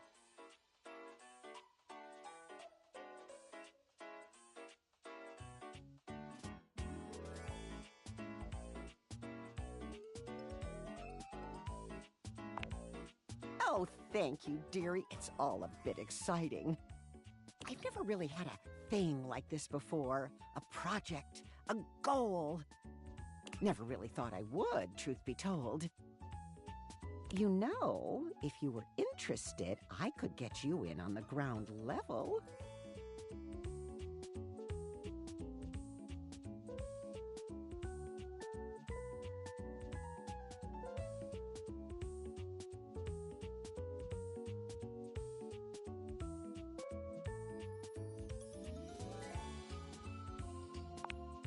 I mean, I've heard about the pyramids.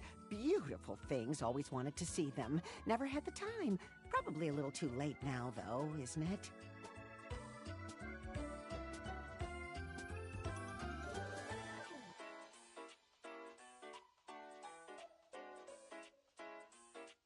Oh, no, I've gone off book.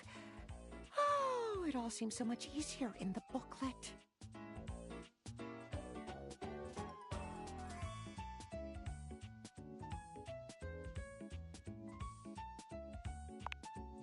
They sent it to me when I signed up. Stella's Steps to Success. How to sell that sale and change your life, generate passive income and financial freedom, all from the comfort of your own home. Stella pulls out a pamphlet from deep in her bag. I memorized that part at least.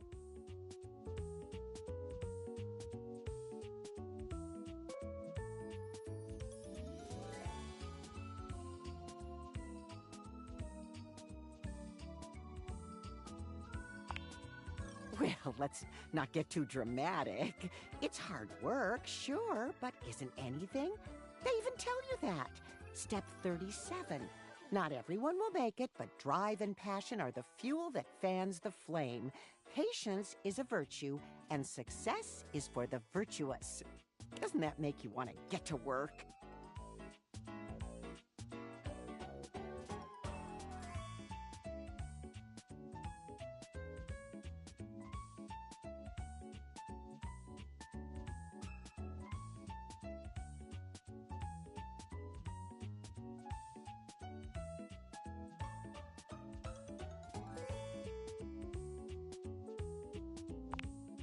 They really know their stuff.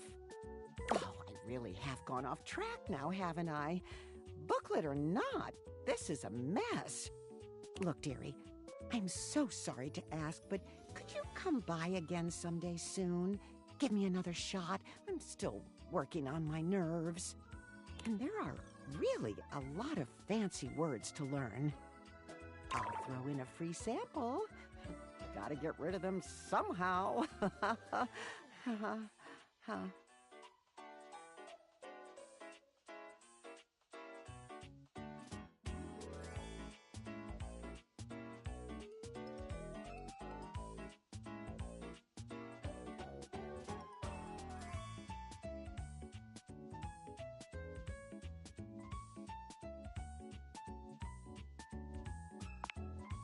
You're too kind. I do appreciate it, dearie.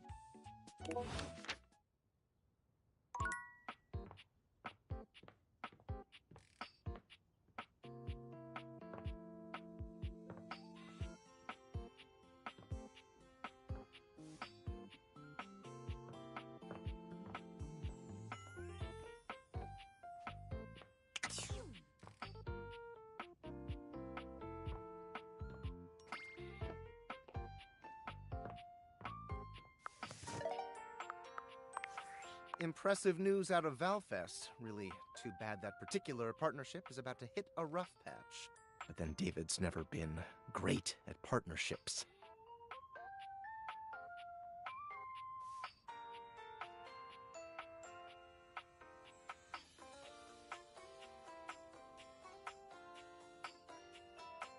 I see you've had the opportunity to test out the prototype.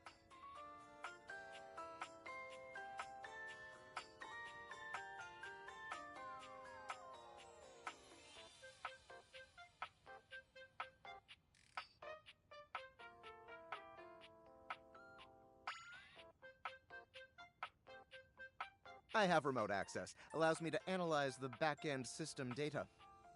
What'd you think? That I just hand over absolute control of a device this powerful?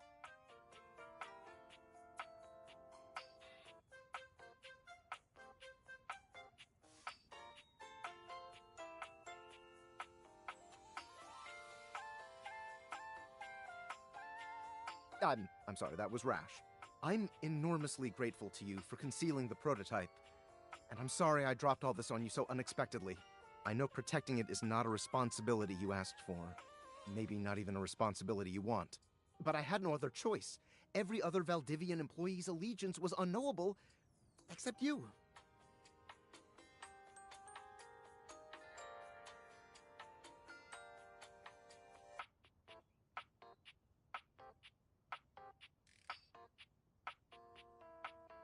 I knew you were trustworthy. Your private HR record said as much. Anyway, it's not safe to talk. I will return when the signal is secure.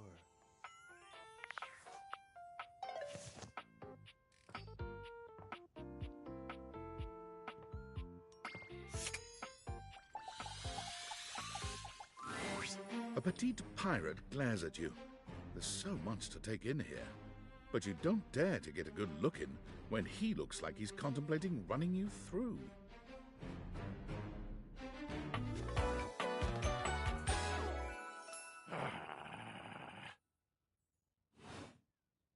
Oh, look. It's you. Come to make fun, have you?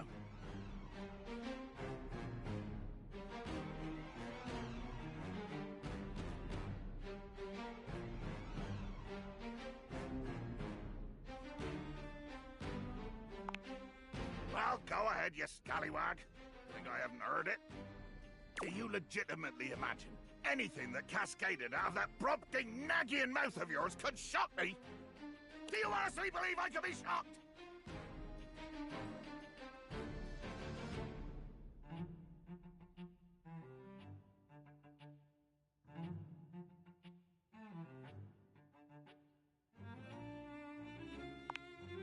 You see? I told you. I cannot be shocked. Of course you've not heard a word as long and treacherously spelled as Brobdingnagian. This does not shock me. It, disappoints me.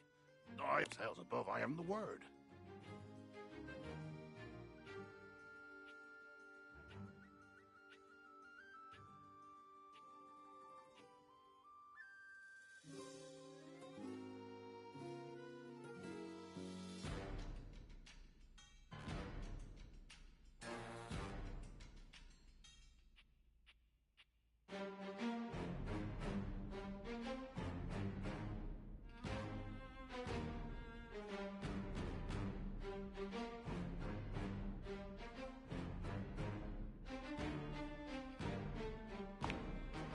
Bummed.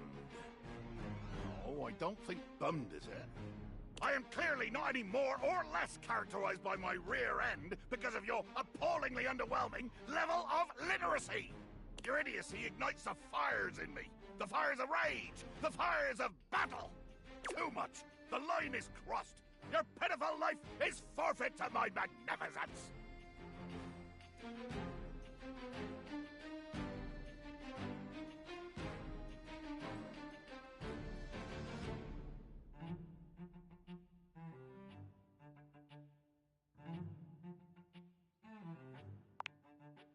Love? Think ye I look for love? Your insolence brings you only death. Dear sweet Davy Phones! If you insist on reducing everything to its simplest expression, Yes, yes, I am going to kill you. Bear witness to your undoing.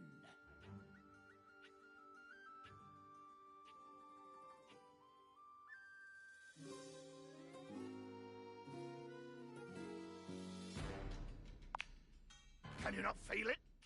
Do you beg for quarter? For mercy from the most murderous, blood-eyed conjure to plow the fathomless flood? Of course I am! I am killing you, right now! I'm tearing you limb from limb and dangling your bits from the rigging to tempt the crows! You take a moment to inspect yourself. Your limbs and bits all appear to be just where you left them. Oh, I am! I'm filleting your sorry rind! In my mind! Damn your hide, speculative!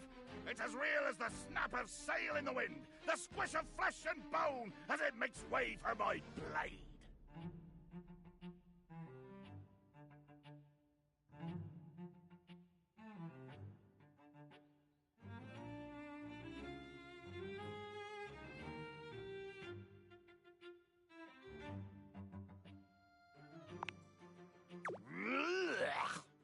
Poetry!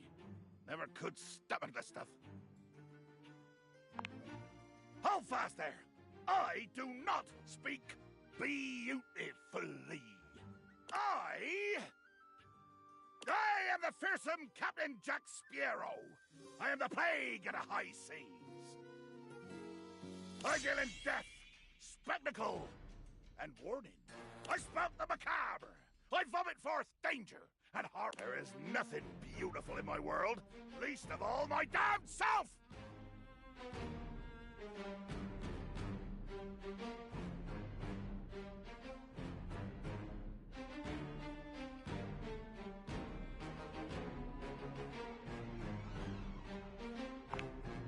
Jacques makes a strange noise, almost akin to a growl. He looks positively put out.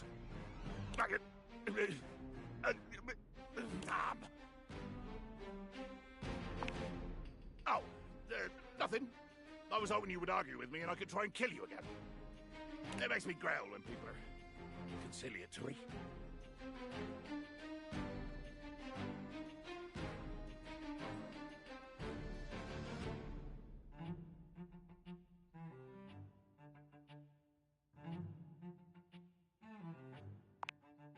No! Haven't you been paying attention? I want conflict! One more first step out of you, and I swear to Davy Phones I'll swing you from the yardarm!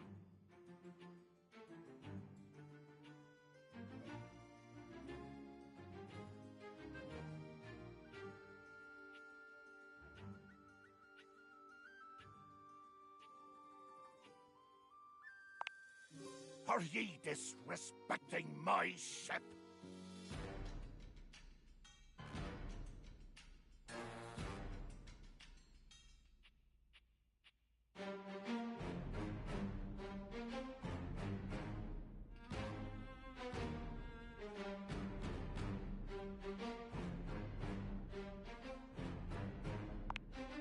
Ah! And now we are in new waters. The violence has a different flavor here. The flavor of true hatred and destruction. Think of eating a hot coal, burning from the inside out, as it sticks and stalls in ye trembling throat. All the waters in all the seas could not quench this fire. Nobody disrespects the San Bartolomeo.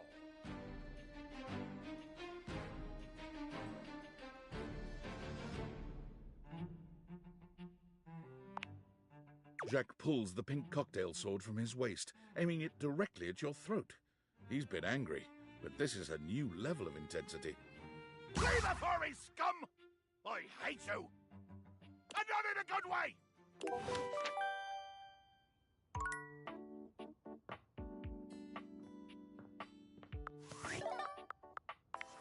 Valdutian tides! Yo, yo!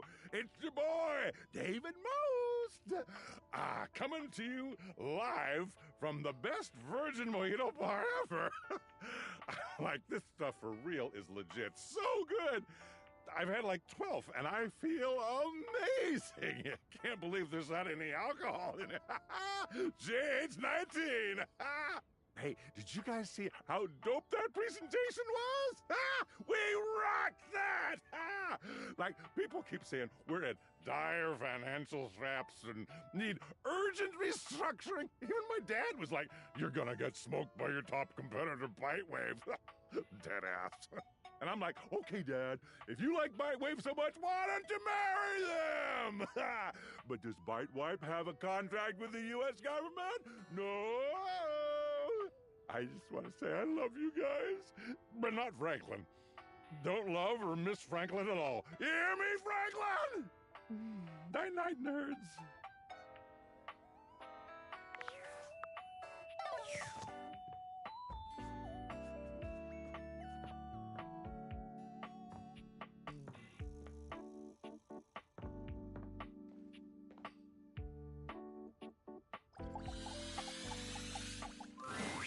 You again? So, what brings you back, poser? See? I'm being nice. Ugh.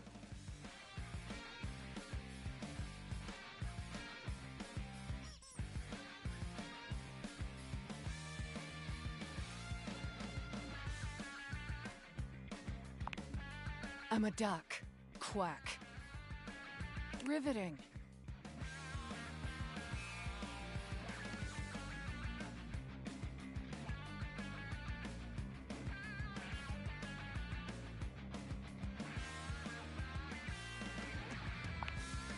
What, you trying to be ducking cool or something?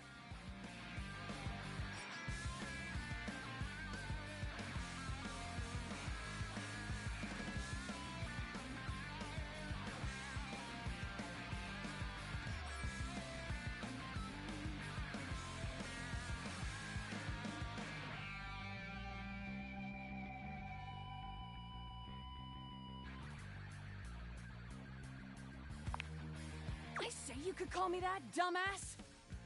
Pretty damn sure I didn't.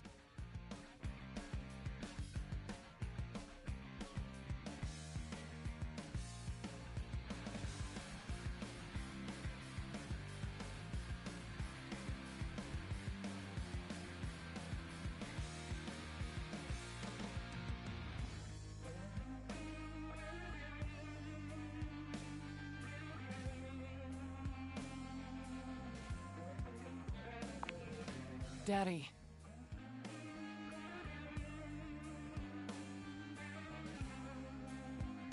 We're a rebel. Oh.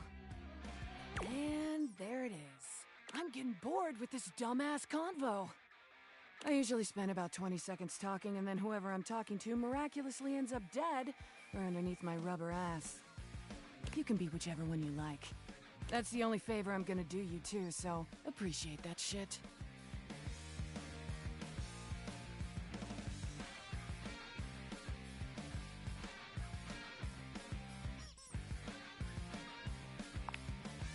Yes and no.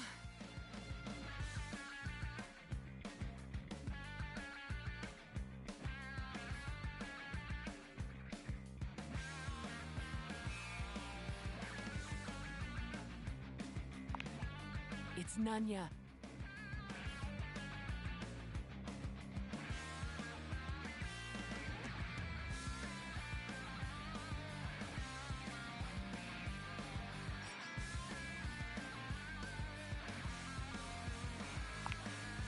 None your ducking business.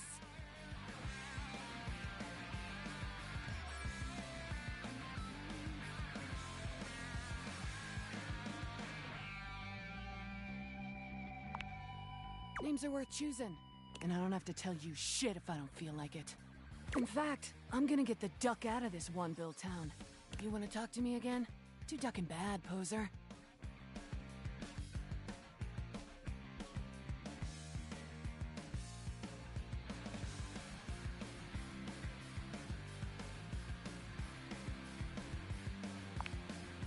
Rebel's out.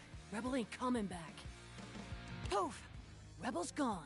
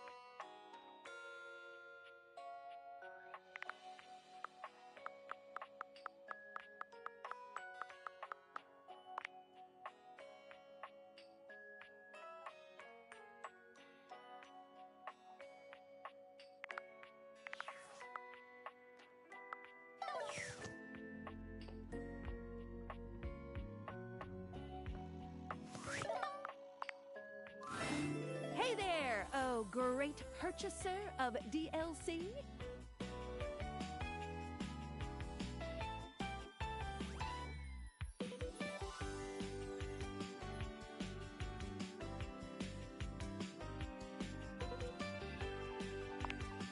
Indubitably. If you're wondering where those extra datables are that you purchased, fear not, for I can guide you.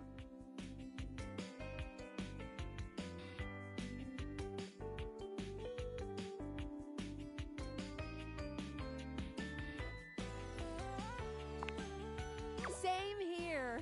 Anyway, enough of tutorial lady. It is time for menu lady. Welcome! What can I do for you in my main menu?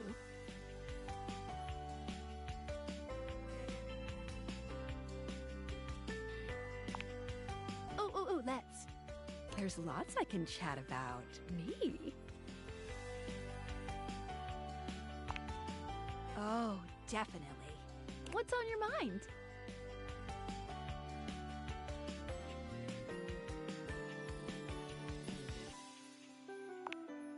Collectibles are delectable. Collectibles are the funny little images that appear as datables talk to you. What are you curious about?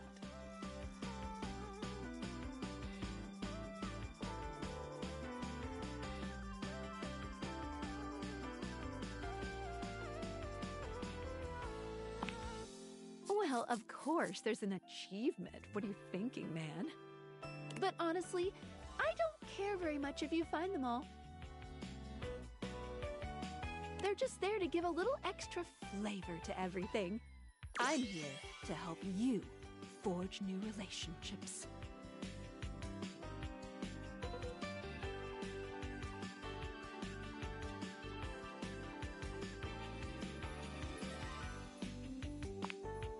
Awesome. Any other collectibles questions? A lot. Each datable has at least 3 to give out. But one has up to 33. That's way too many. Any other collectibles questions?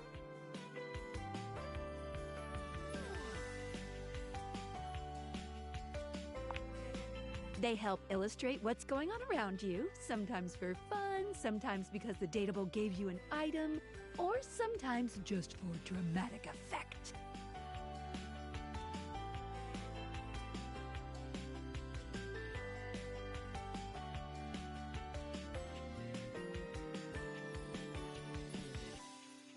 Think of them as little progress trinkets. You can take a closer look at them in the data deck sorted by character. Any other collectibles questions? Anything else you wanted to know about features? Cool. What can I do for you in my main menu? Oh, let's. There's lots I can chat about. Me? Relationship? My favorite subject. What do you want to know? Not yet, but there's just keep press. Let's go back up. It's the chat menu. What do you need? Scoochin'. Anything? Ooh, that fantastic red shirt is looking rather nice today. Right this way. What's on your mind? Oh, sure. Specs stand. These 5 qualities are measured. There's also a glossary button in the top right corner. Anything else you'd like to know? Anytime there's a first-time change in relationship between you and a dateable object, you think of it as you growing in experience, dating a vast array of personalities. But don't think you can just keep switching between only the first time. There's any other specs questions? They are, but don't. No love. Any other specs questions? Great question. Each dateable object, you can check a date the badge if you're looking to. Any other specs questions? Anything else you wanted to know about features? Good question. The easy answer is, as long as you are continuing to. If you have other questions, I'm all ears. No matter what you do, you will always be able to find every single dateable here. Except for one very specific instance, but you will be very clearly warned that that's the path you're going on.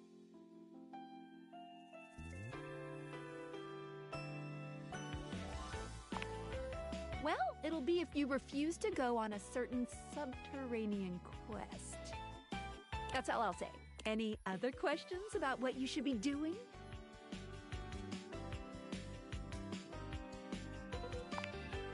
You can leave the house at any time. Doing that starts, unless of course you reload a save. Wink, wink.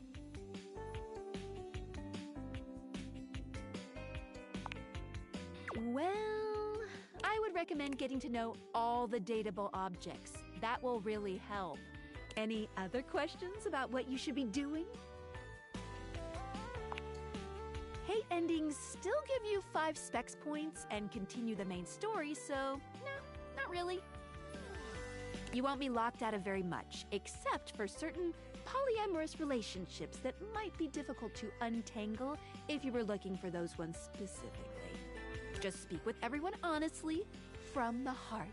You don't have to literally get everyone to be your lover, seriously. Even though it makes me happy, there's no pressure at all.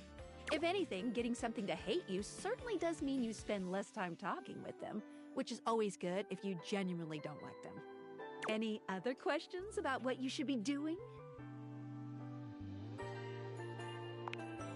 Anything else you wanted to know about features? Cool. What can I do for you in my main menu?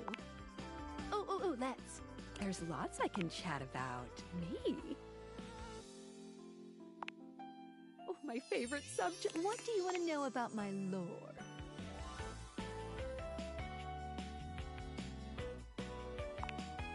It's true. They've with human emotions, desires, and appetites too. What's happening is that there's a whole other dimension to these animus wavelengths than we ever can be completely aware of. Objects and concepts have these rich inner lives that we can't see at all in our dimension. Somehow they are able to have jobs, marriages, kids, but we can only see what's right in front of us. Even me, with my vibrational qualities, I can only be a part of the process just for the bit that I see. No, because I can't see all of it. They could have lives parallel to the ones humans have, and we just can't sense it precisely? Maybe? What did you think about that?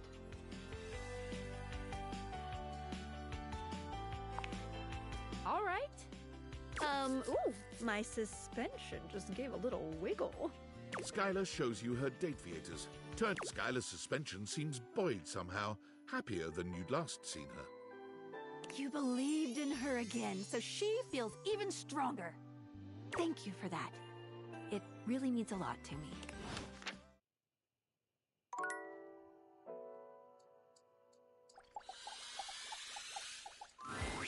Betty is already speaking to someone else when you walk in. There is an easiness to their dynamic, an intimacy, really. They have the air of old lovers, or perhaps very, very good friends. We've been over this so many times, Betty. You know how I feel about that. I just need some time, all right? Why should a bed as gorgeous and free as you be so worked up over anyone else's opinion of her? You could snap your fingers and have 10 lovers here in 2 seconds. I could. And have. Benoit, stop it. But honestly, you know it's not about sex. I can get that just fine. But that feeling of falling asleep in the arms of someone you love, there's nothing else like it. Benoit's gaze leaves Betty's face to land upon your own. They give you a smile that feels as if they know all your secrets. When Betty turns to see you, she goes from surprise to happy in record time, and Benoit places a gentle hand on her shoulder before they walk off. Just think about what I told you.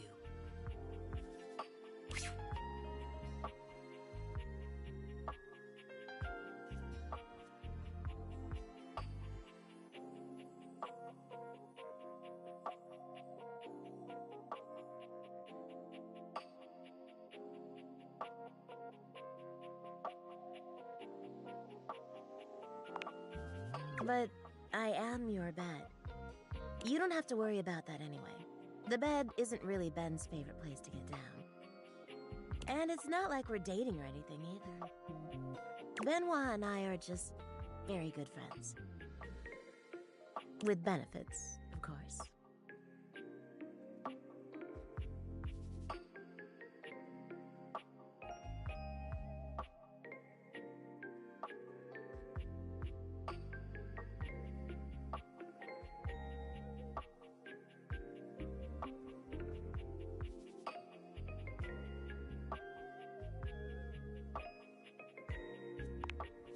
Well, sure, though, gosh. I wish you hadn't heard that. It's just a really specific sort of loneliness, you know? I'm sure you didn't come here just to hear tales of my sex life. What can I do for you, honey? Did you want to relax? Maybe take a nap?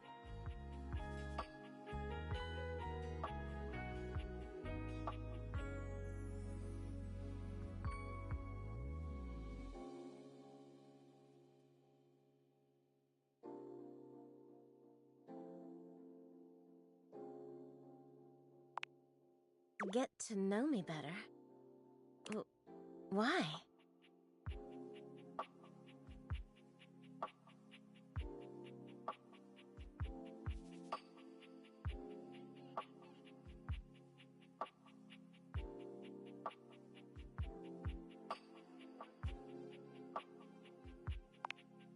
Oh, I don't know. It can be hot to sleep with someone you know nothing about.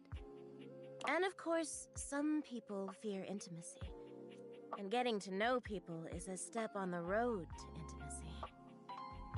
Well, you know what I am, what I do. You know I'm a free spirit. What else can I tell you about me?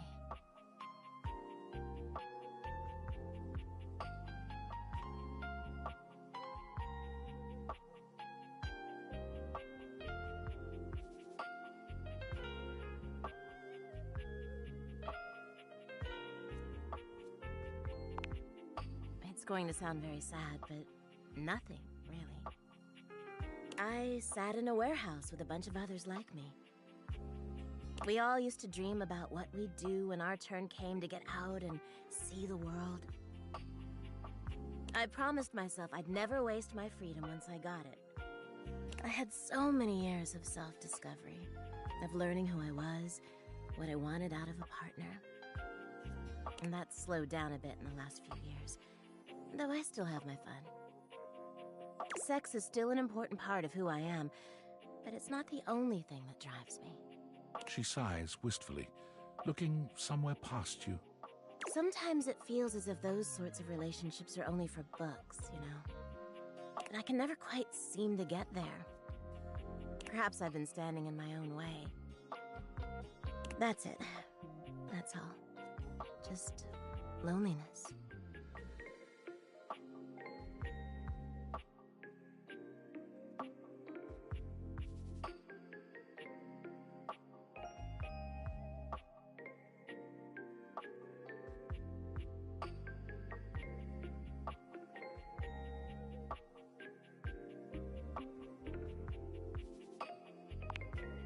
Haven't you ever been afraid of ruining a good thing? I'm just not ready yet. There's an undercurrent of sadness in Betty's eyes, something much bigger weighing on her that she seems uninterested in divulging. Oh, it's almost time for book club, if you'll excuse me.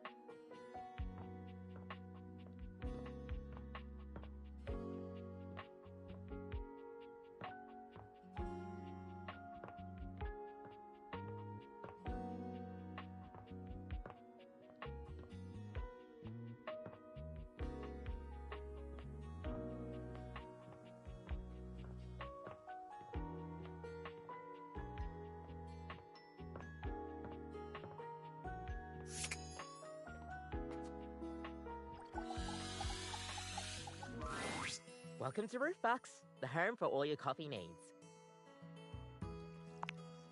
Kopi gives you an awkward smile, fidgeting with her coffee implements. She keeps looking at you as though she was searching for something. Oh, well, it's, nice to see you too. You're, that's right. Kopi snaps her fingers, realization striking. We had a little chat last time, didn't we?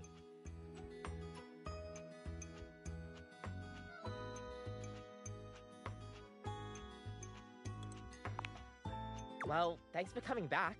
I do appreciate your patronage. We actually have a new drink added to the menu since the last time you came in. So, what can I get for you today?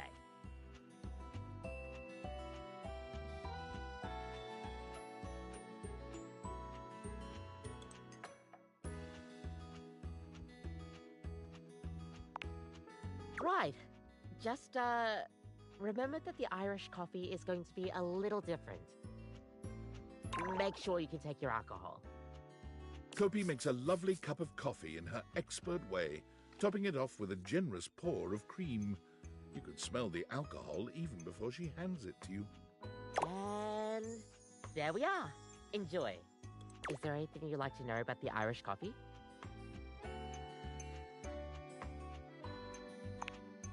Well, it's just how it's made. You really need to use Irish whiskey. Any other alcohol won't really work. Irish whiskey is more smooth and has sort of a hint of vanilla in it. That really makes the coffee shine through. I mean, you could try, but don't let any Irish people hear you. We'll see you next time.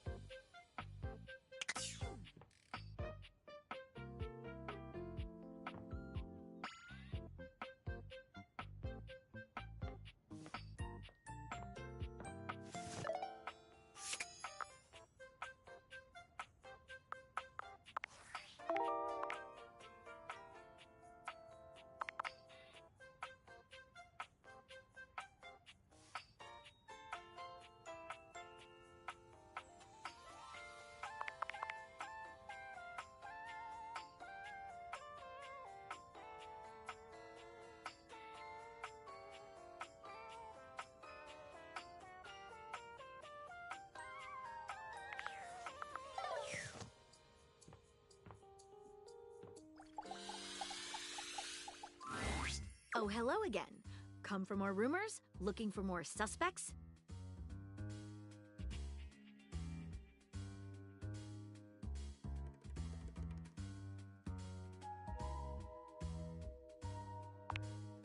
Oh, I see. I can do that. I'm hard at work on my current case. I've been hoping for a breakthrough. Sometimes I get so wrapped up that I start seeing everyone through the lens of a mystery. I am Maggie M. Glassbury at your service. Perhaps you've heard of me? I've acquired a modest reputation as a result of some of my previous work.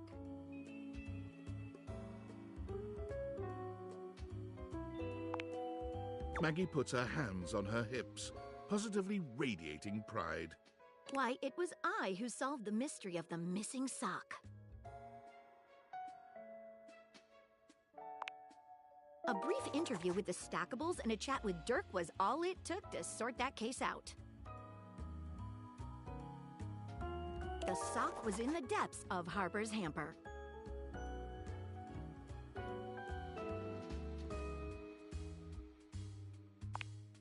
I also cracked the caper of the self-generating dust rabbits.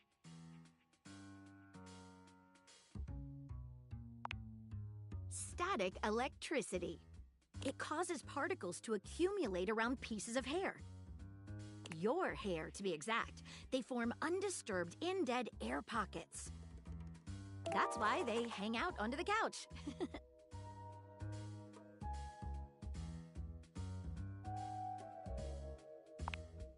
It matched the evidence, and I ruled out every other possibility.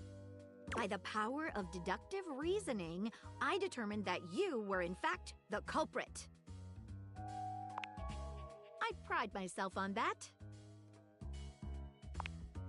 Lately, I've been taxing my lens to the utmost on a very interesting case. I'm trying to get to the bottom of a mysterious love letter. It was delivered to Dorian last night. At approximately 2 a.m., an unknown suspect dropped off a letter for Dorian.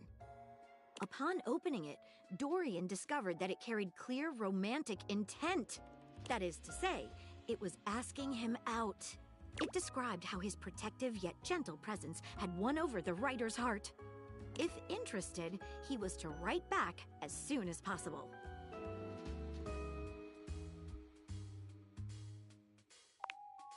here's the catch. The letter wasn't signed with a name, just a monogram. Though he might be hesitant to admit it, Dorian was quite taken by the letter. He isn't certain whether he wants to write back until he knows more.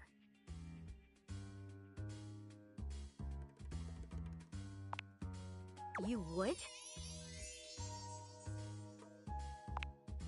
I've never worked with anyone else before, but I think this could be good for the case.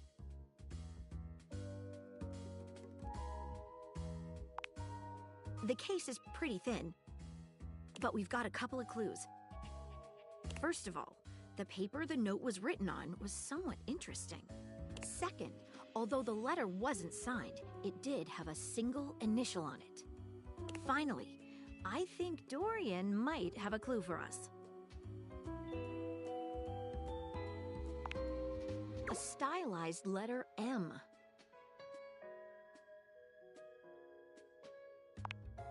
Seems likely. What should we look at next? I have it here. Semi-transparent and very thin. It doesn't seem like ordinary paper at all.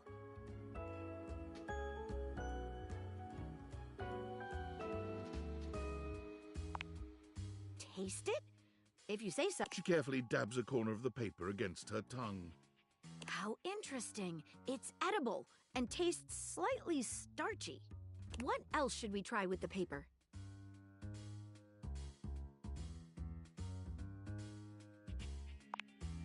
She gives the paper a careful...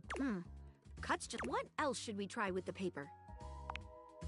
She focuses a magnifying glass on the paper for a few moments, stopping immediately. Yikes! It's definitely does seem to burn slightly slower than... What else should we try with the paper? She dips a corner of the paper into a small glass of water. Look at that! What else should we try with the paper? What should we look at next?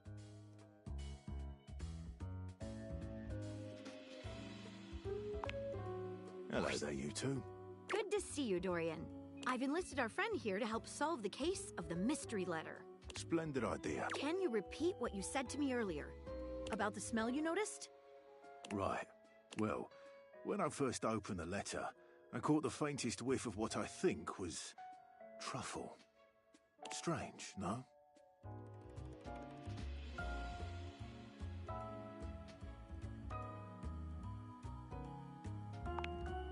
Truffle happens to be one of my favourite flavours.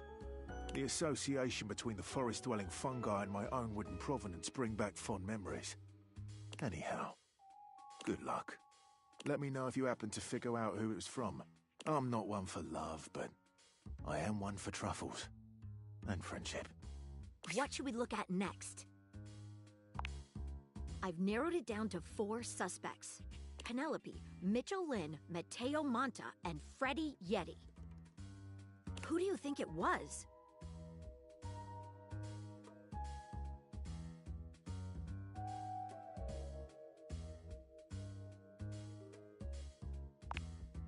This seems like an interesting idea, but the clue... I just don't see what the truffles have... Sorry, but I don't... Perhaps you can help me on another. Thanks again for trying to... It really was very sweet of you.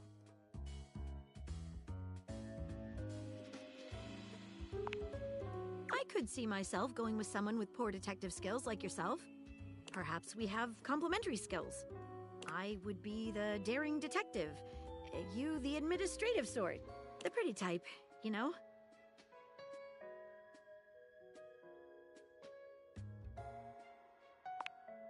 I'd fancy that.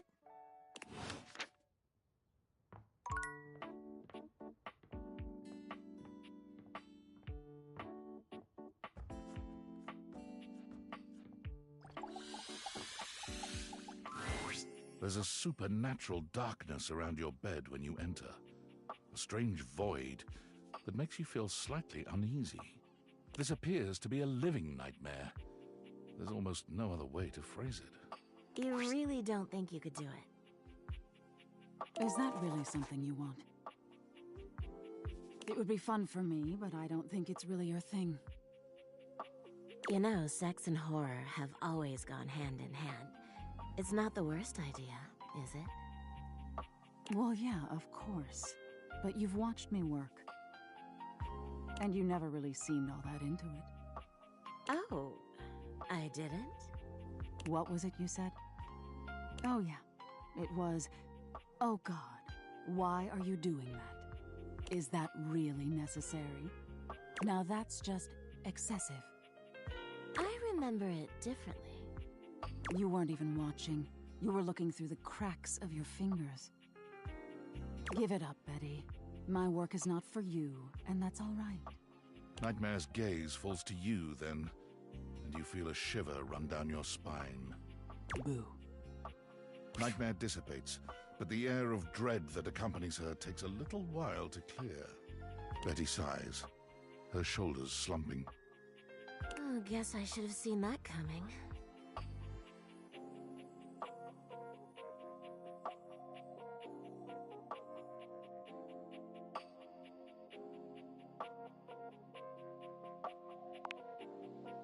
No. I just thought maybe if I had nightmares... I mean, I already sleep poorly. But maybe in a nightmare I could find some small moments of joy with my beloved. Nightmare doesn't usually take requests, but since we're such good friends, I figured maybe she'd give me a sexy nightmare.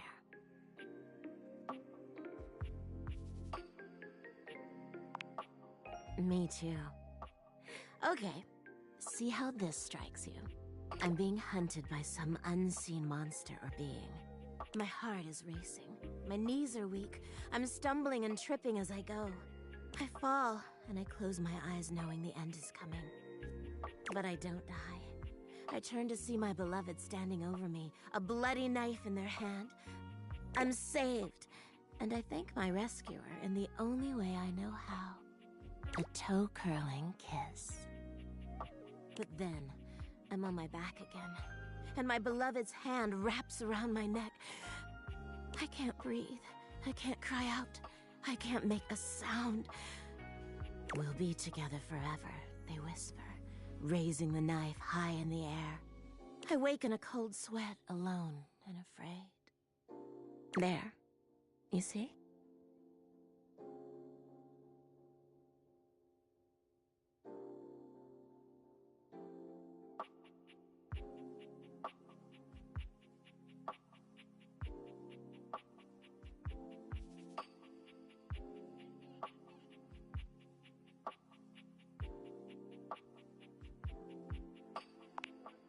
Right?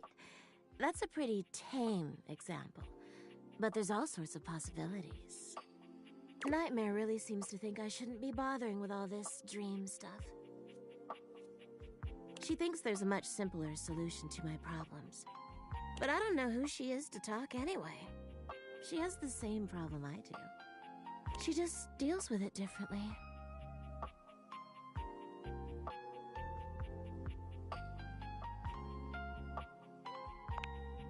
It's not my place to say. I've already said too much. Please, let's forget I said any of that.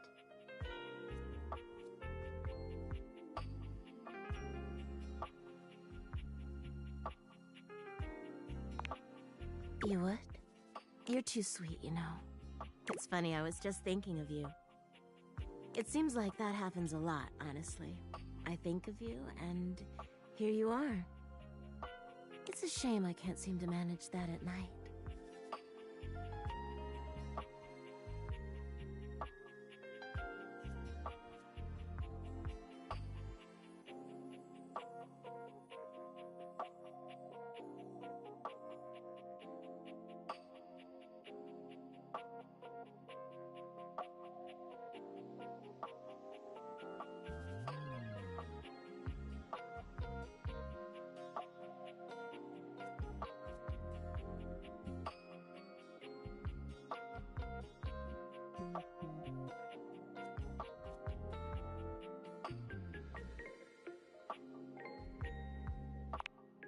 I haven't been the most subtle, have I? But I guess I should just say it. You're the one I've hoped to see in my dreams.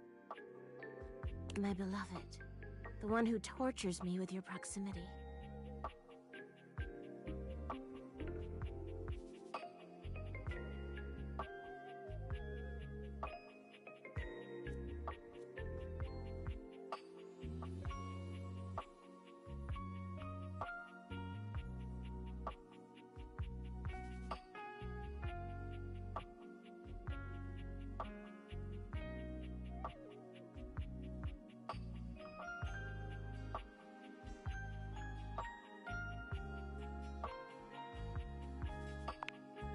You don't have to do that. I get it.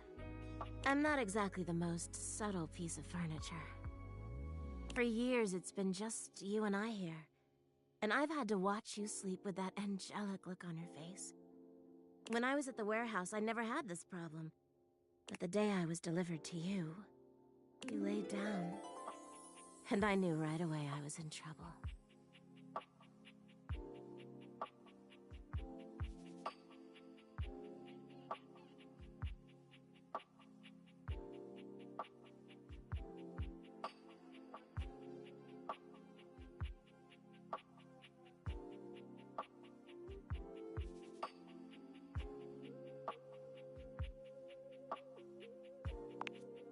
You don't know what it means to me to hear that from you.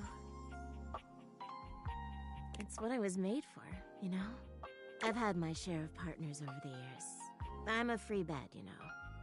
But I'm at my best when I'm in love. And since the day I became yours, I haven't had a good night's sleep. I know it's a lot to lay at your feet. Especially knowing we have to sleep together night after night. But I don't know if I can keep this to myself any longer. I know it's a lot to digest, so please, take some time to think about it. I'll give you some space to sleep tonight, and we can talk tomorrow. All right?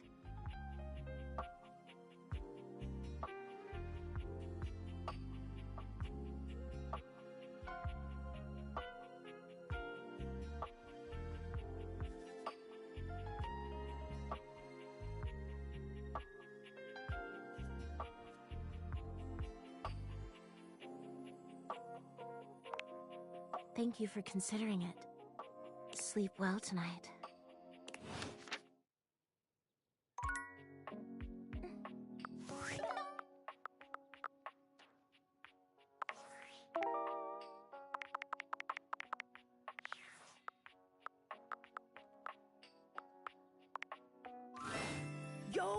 Yo, how's it going?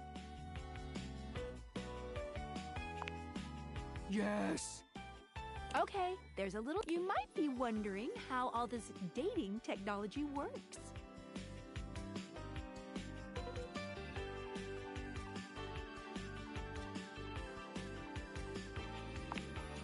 Yeah, I thought so.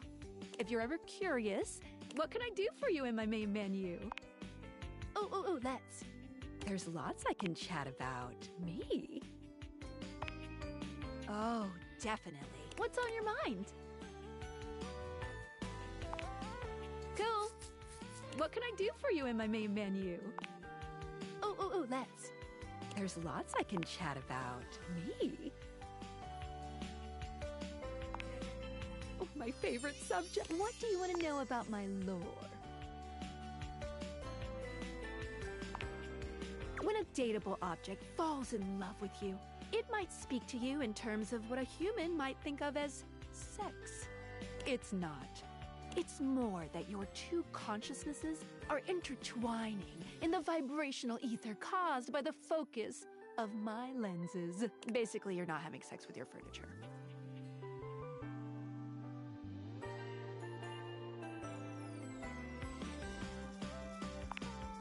You can do that on your own time. I don't need to see that. What did you think about that? Nice, thank you. Oh, my suspension. Skylar removes her dateviators, holding them out so that you can see her suspension of disbelief. Skylar beams at you, her eyes glimmering behind her glasses. Are those happy tears? For a moment, she looks as though she's contemplating hugging you, but she manages to keep her arms at her sides, her hands curled into excited fists. Yes! You did it! My suspension of disbelief has been upheld! She's in there right now feeling great! It kinda itches? Ooh, but it's okay. I love it. There's a few moments of silence as something seems to dawn on Skylar. Her smile. I love you. Will you accept it?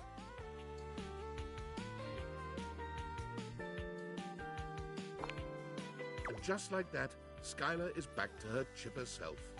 But the warmth in her gaze remains.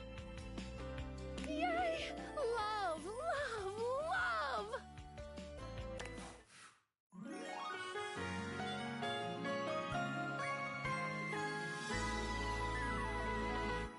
Thank you.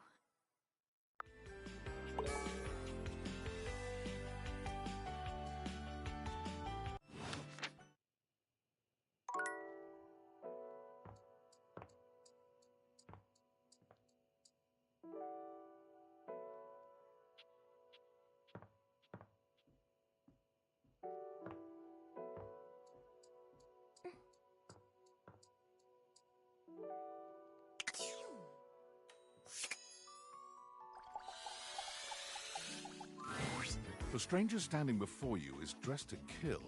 A sheer black catsuit, studded black manacles with pink fur trim, and a variety of brightly colored accessories drape their shoulders and frame their delicate features.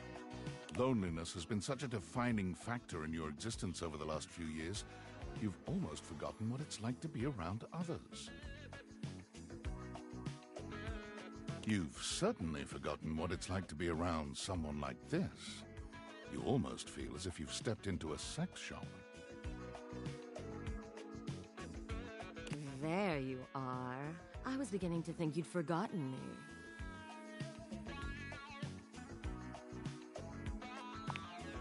Mm-hmm. Cute. I'm Benoit, your partner in pleasure.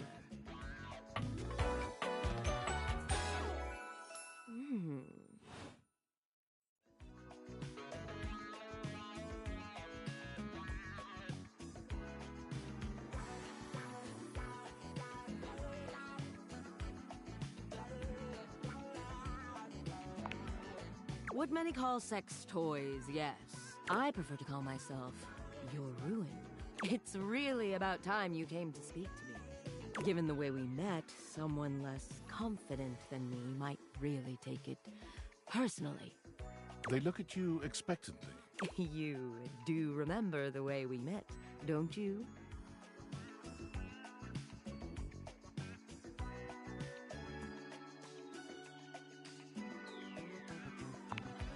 The words gag gift make their cool expression crack for just a moment. Ah, yes. There it is. Gag gift. They look absolutely disgusted. The only way to strip the word gag of all its appeal. Some friend of yours thought they were hilarious. You moved into this house and your friend brought you a big box. You opened it up to find... what else? A smaller box. You opened that to find another small box. And so on and so forth. So funny.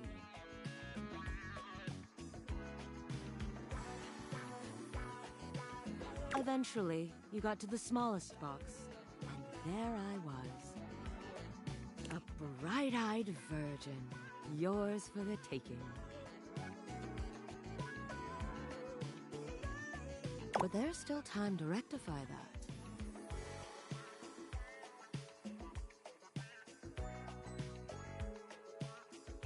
After all, you're here, I'm here, and I know you have nothing but time. So how about it? Me and you and mind-bending, earth-shattering pleasure?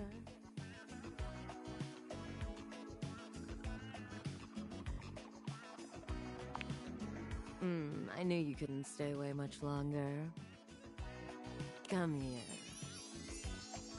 Benoit takes you by the hand, guiding you to lie down on your bed. What happens next is a blur of sensation. Benoit is everywhere at once, taking your hands and showing you just what to do to blow your own mind. You've never experienced anything like it, and you know you'll never be the same again. But before you go back to your overworld home, it appears that Rebel blocks your way. You? What are you doing? Couldn't get enough of me, huh? Thought I told you to get lost.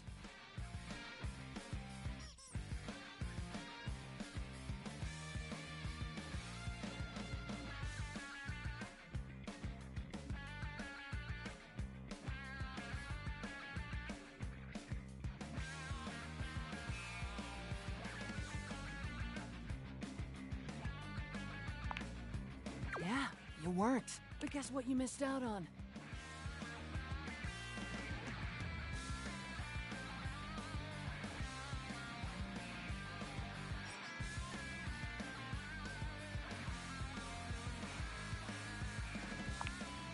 It's my ass.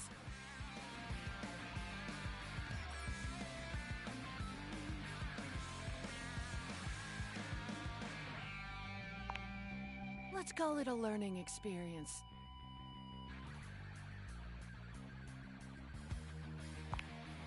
Try not to be such a ducking rube.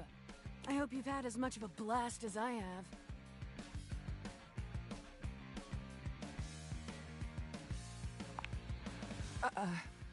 Rebel seems surprised for a moment. They look at you hard as if trying to decide if you're serious, before their eyes fall to their feet and they mumble a response. Sure, whatever. Well, it's a good thing that unlike the other idiots in this house, I'm not just here to fawn over you and try to get you to love me. So you can take me as I am, or you can go right ahead and duck off. Rebel out.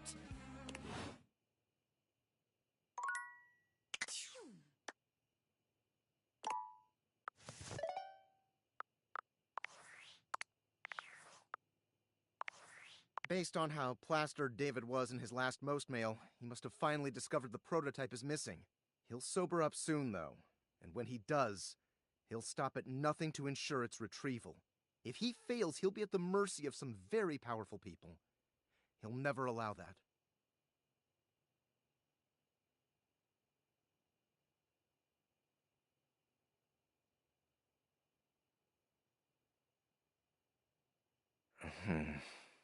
I guess it's imperative that we trust each other. And I've been asking you to trust me without being fully transparent. I know all this because I created the Dateviators.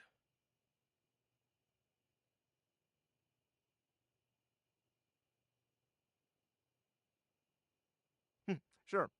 Whatever. Anyway, I can't talk now. I'm stealing coffee shop Wi-Fi and the barista finally noticed I'm only ordering tap water. Remember, under no circumstance allow David to know you possess the prototype.